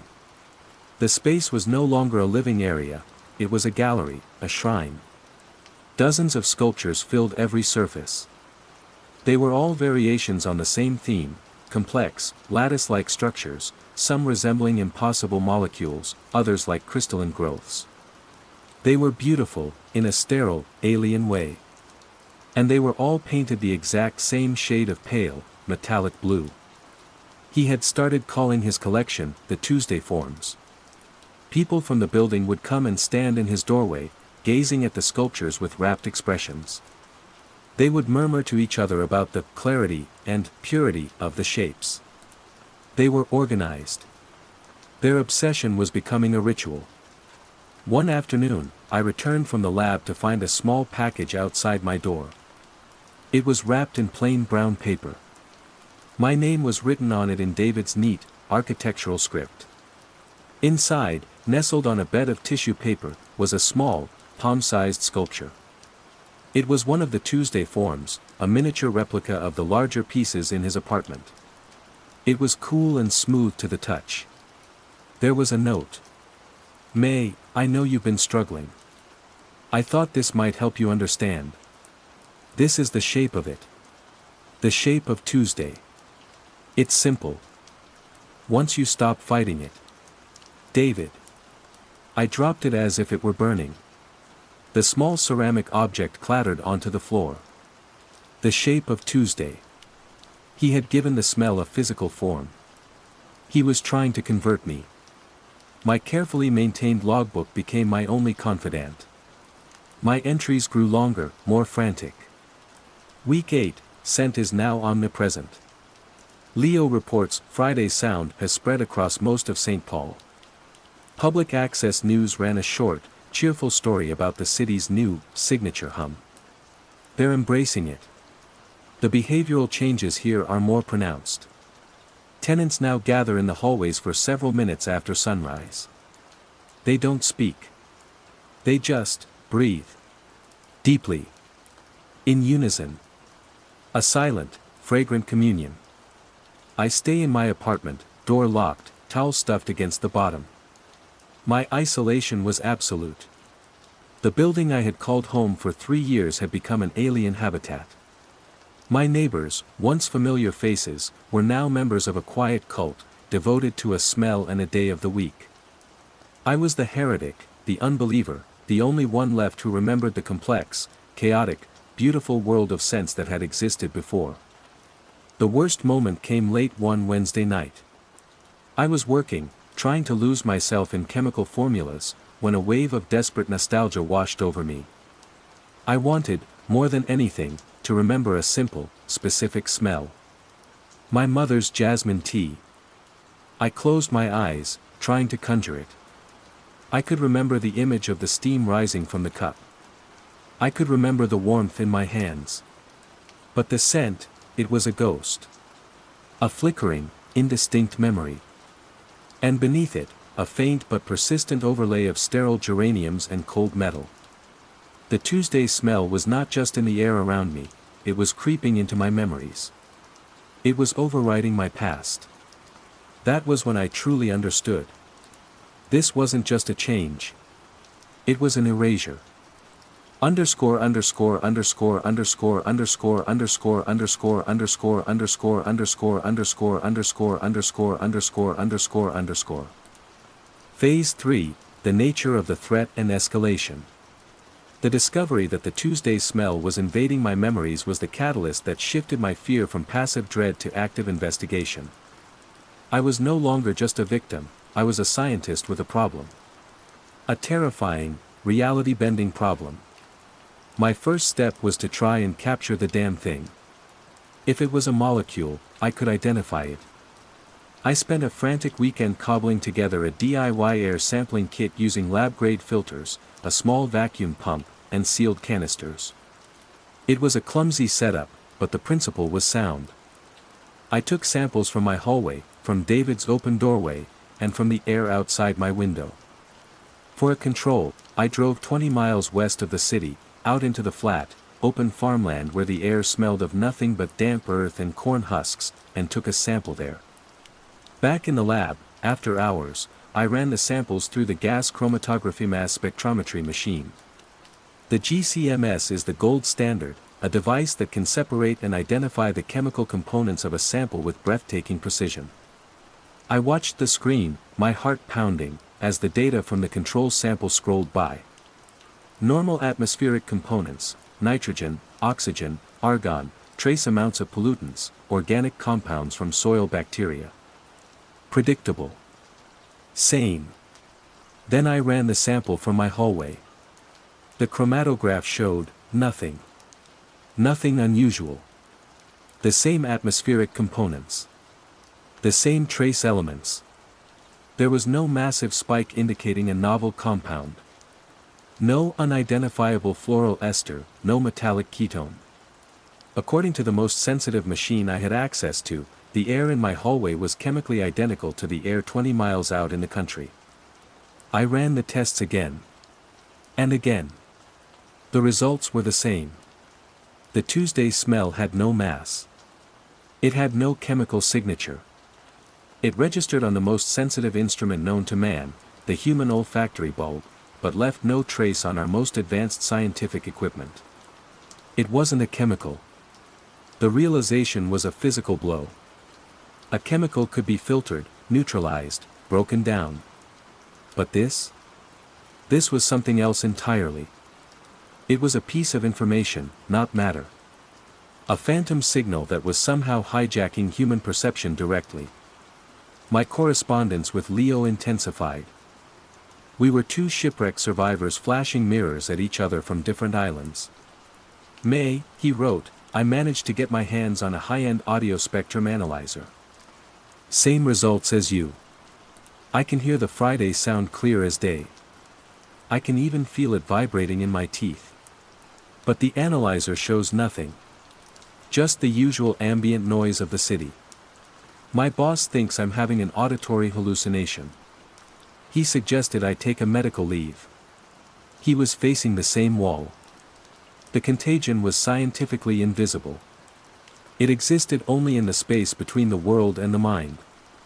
Leo, I replied, my fingers flying across the keyboard, I've been reading about memetics, but this is more than an idea. It's a raw sensory input. It's like a piece of code that bypasses the hardware and writes directly onto the wetware of the brain. The phrase, smells like Tuesday, isn't the cause, it's a symptom. It's the user interface our brains create to comprehend the incomprehensible. We theorized for days, our emails growing more speculative, more desperate. Was it a side effect of some new technology? A broadcast from a satellite we didn't know about? An environmental toxin that affected the brain in a way we couldn't yet measure? Or was it something stranger? The idea that had been lurking in the deepest, most terrified corner of my mind began to surface. An extra-dimensional bleed-through. A place with different physical laws, where sensory information could exist without a physical source, was leaking into ours. The Tuesday smell and the Friday sound were not from our world. They were invasive species, colonizing our reality one sense at a time. The stakes escalated dramatically one Tuesday evening. The ritual had changed. Before, the residents would just stand in the halls and breathe. Now, they were bringing offerings. Mrs. Gable carefully placed a single, perfect geranium on the floor outside her door. Another neighbor set down a polished steel ball bearing. David directed the placements, moving with a calm, priestly authority. They were creating patterns on the floor, arrangements of objects, flowers, metal, smooth stones, pieces of blue-tinted glass. The patterns were disturbingly familiar. They were two-dimensional representations of his sculptures. They were building shrines in the hallways. Shrines to the smell. I was watching through my peephole, my breath held tight in my chest, when I saw them turn towards my door. My blood turned to ice. David raised his hand and pointed. A younger man, a quiet IT guy from the 4th floor, stepped forward. He was holding something. It was a can of light blue spray paint. I scrambled away from the door, my heart seizing. They were going to mark me. To brand my door as part of their territory. I heard the faint hiss of the spray can, the aerosol whispering against the wood. I pressed my ear to the wall, listening to the soft footsteps as they moved on, continuing their work down the hall. After an hour of terrified silence, I risked opening the door a crack. There, painted neatly in the center of my door, was a symbol. It was a simplified, two-dimensional version of the ceramic form David had given me. The shape of Tuesday. They weren't just practicing their new faith anymore. They were evangelizing. The incident shattered my last vestige of safety. My apartment was no longer a sanctuary, it was a cell on whose door the enemy had just scrawled its insignia. I had to meet Leo. An email was no longer enough. I needed to see another human being who understood, to confirm that I wasn't alone in this dissolving world. We arranged to meet halfway, at a neutral, anonymous location, a 24-hour diner just off the interstate, a place that belonged to no one. Be careful, May, his last email read. The hum is getting louder. People are happy about it.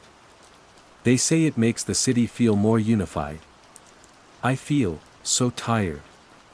The drive to the diner was surreal. I sealed my car windows and blasted the vents, trying to create a bubble of untainted air. The world outside looked normal. People were walking their dogs, heading home from work, living their lives. But I could feel it now, a low-level background hum of wrongness. I saw a piece of graffiti on an overpass, a familiar lattice shape rendered in blue spray paint. It was spreading. I got to the diner first. It was a bubble of fluorescent light and the glorious, mundane smell of frying bacon and old coffee. I slid into a booth, my leg jiggling with nervous energy. Every time the bell over the door chimed, I jumped. He arrived 10 minutes later. I recognized him from the photo he'd sent. Tall, thin, with kind, exhausted eyes. He slid into the booth opposite me, and the first thing he did was take a deep breath. No hum, he said, his voice filled with a desperate relief. God, I can actually hear the waitress's shoes squeaking.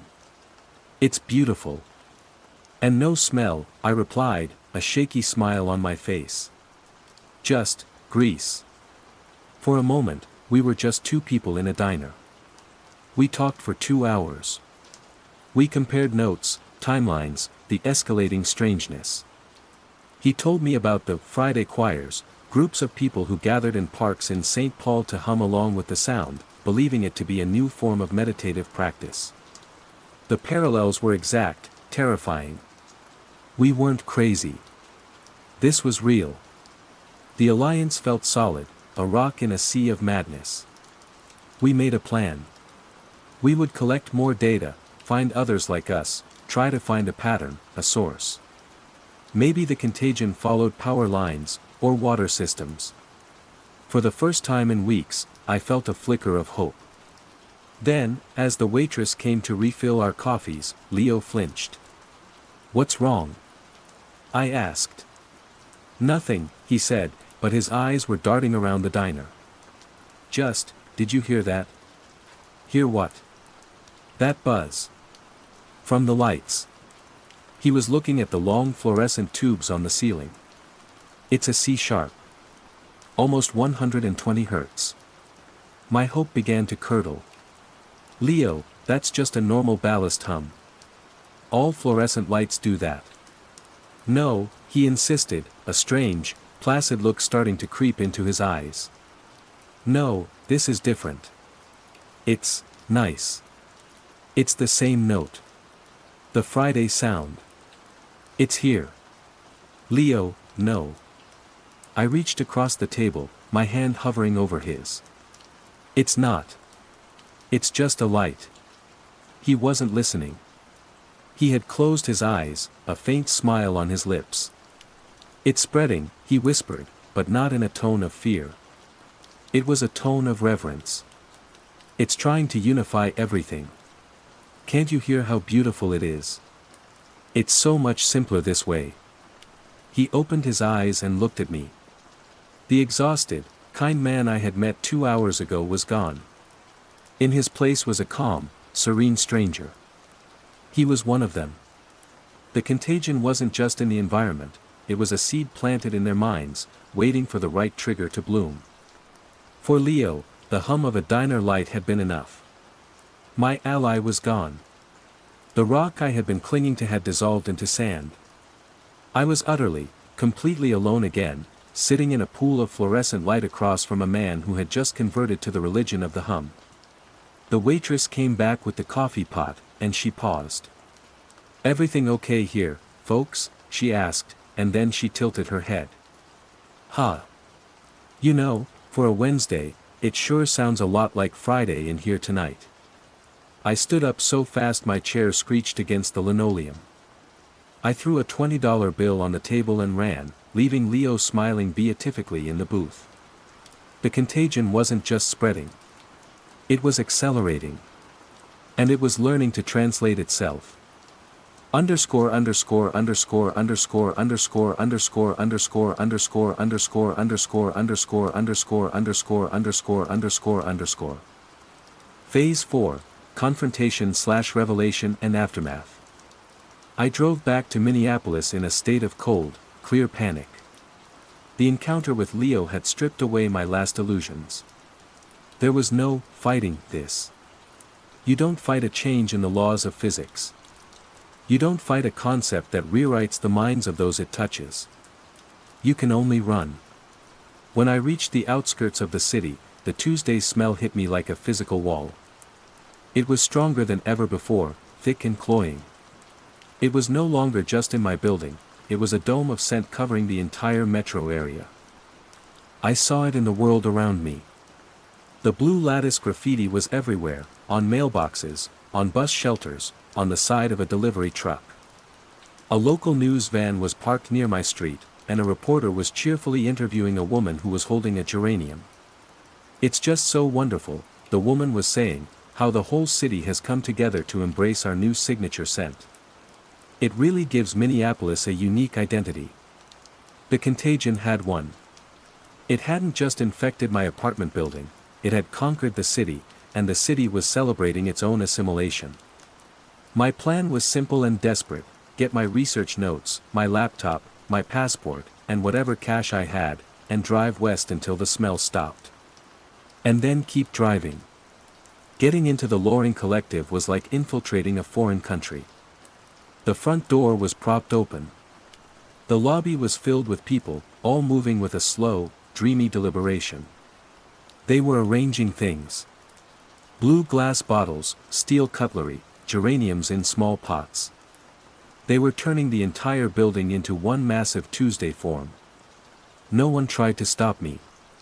They just smiled their serene, vacant smiles as I passed, as if I were a ghost. My apartment door, with its painted blue sigil, was a glaring wound. I unlocked it, slipped inside, and bolted it behind me. The smell was suffocating, a physical weight in the air. I had 5 minutes. I grabbed my bug-out bag, a paranoid precaution I'd packed weeks ago, and shoved my laptop into it. I swept my notebooks off my desk. That's when I saw it. My window was open. Just a crack. And sitting on my desk, right next to my abandoned scent log, was a new sculpture from David. It was his largest, most complex creation yet. A sprawling, intricate lattice of pale blue ceramic that seemed to twist in on itself, defying Euclidean geometry. It looked less like a molecule and more like a three-dimensional diagram of a nervous system. I thought you might appreciate a closer look. David was sitting in the armchair in the corner of my room. I hadn't even seen him. He wasn't menacing. He was perfectly still, his hands resting on his knees, his face illuminated by the blue glow of the streetlights outside. "How did you get in?" I whispered, my bag clutched to my chest like a shield. "The lock is just a suggestion, May," he said, his voice calm and resonant. "A pattern. Once you understand the new pattern, the old ones don't matter so much." My mind raced. A confrontation. But not the one I expected. No violence, no shouting. Just a quiet, terrifyingly reasonable conversation. "What do you want, David?" "I want you to stop running," he said. He gestured at the sculpture on my desk. "I want you to understand. We're not being erased. We're being simplified. Clarified. Think of all the energy you spend, May. Differentiating, cataloging, remembering millions of useless scents. The exhaust from a bus, burnt toast, wet dogs. It's chaos. It's noise. Now, there is one. One true scent. One unifying principle. It's so much more efficient. I stared at the sculpture. The impossible shape of it. And in that moment, looking at its alien geometry, a horrifying theory bloomed in my mind, a synthesis of all my fear and research. It's not from here, is it? I said, the words barely audible. This concept. This Tuesday. It's from somewhere else. A slow smile spread across David's face. He looked at me with genuine pride. You do understand. You were always the closest. It's a gift. A lesson from a more advanced, more elegant reality. A reality where things are simpler. Where perception is direct. This world, our world, is so messy. So much redundant data. Our benefactor is just helping us clean up. It started with a smell here. A sound in St. Paul. I imagine in other places it's a color. Or a taste. It finds a crack in the sensory wall and leaks through, and then it teaches us a better way to be. His words painted a picture of cosmic horror so profound it stole my breath. This wasn't an invasion of armies or ships. It was an invasion of physics. A quiet, patient colonization of consciousness itself, spreading through humanity like a software update. Patching our messy, complex reality with its own streamlined, monolithic version. We weren't being killed, we were being optimized. I don't want to be optimized, I said, my voice shaking. I want the chaos. I want the smell of wet dogs. David's smile faded into an expression of gentle disappointment. The choice is yours, of course. For now. But the signal is getting stronger. The old patterns are fading. How long can you keep them all in your head, May? How long before you forget what jasmine tea smells like? How long until you forget there was ever a day that wasn't Tuesday? He stood up, walked to my desk, and gently touched the ceramic sculpture. Stay, he said. Be calm. Be clear. Be Tuesday. He walked out of my apartment, leaving the door open behind him, a silent invitation to join the new world. I didn't hesitate. I slung the bag over my shoulder and ran. I fled down the back stairs, my footsteps echoing in the suddenly silent building. I burst out into the alley and ran for my car, the air thick with the smell of my own fear and the sweet, metallic scent of planetary conquest. That was 6 months ago. I live in a small, rented room in a town in rural Wyoming. Population 482. The air here is thin and clean and smells of sagebrush and dust. I spend my days trying to remember. I have a new notebook, but it's not for observation. It's for preservation. I write down every scent I can recall from my old life. Sunday morning, bacon, coffee, and the newsprint from my father's paper. My first chemistry lab, a sharp chord of sulfur, alcohol, and ozone. The Loring Collective hallway, before, old wood, Mrs. Gable's tea, David's clay. I write them down because the memories are becoming thin, translucent. Sometimes, when I try to recall the smell of rain on asphalt, the memory comes back with a faint, fluorometallic sheen. The contagion is not just external. David was right. A seed of it is in me. It's in everyone. I am fighting a battle inside my own mind against an enemy that offers only peace, simplicity, and oblivion. I don't know if I'm winning. Last night, I couldn't sleep. I went online, to a local news site for a small city in Montana, 100 miles away. I was just checking. A compulsion. And I found it. A short, cheerful article on the front page. A local musician had composed a piece of music based on a peculiar and beautiful, new hum that had become audible around the city's clock tower every Thursday afternoon. The article was titled, "The Sound of Thursday." I closed my laptop. The contagion is a wave, and I am running along the shore, just ahead of its inexorable crawl. But the tide is coming in. I sit here now, in my quiet room, the window open to the vast, empty plains. I close my eyes and try, with every ounce of my being, to remember the smell of my mother's jasmine tea. I can almost grasp it. A faint, fragile wisp of memory. But it feels so distant. And underneath it, I can almost smell a flower I've never seen, blooming in a world of cold, blue steel.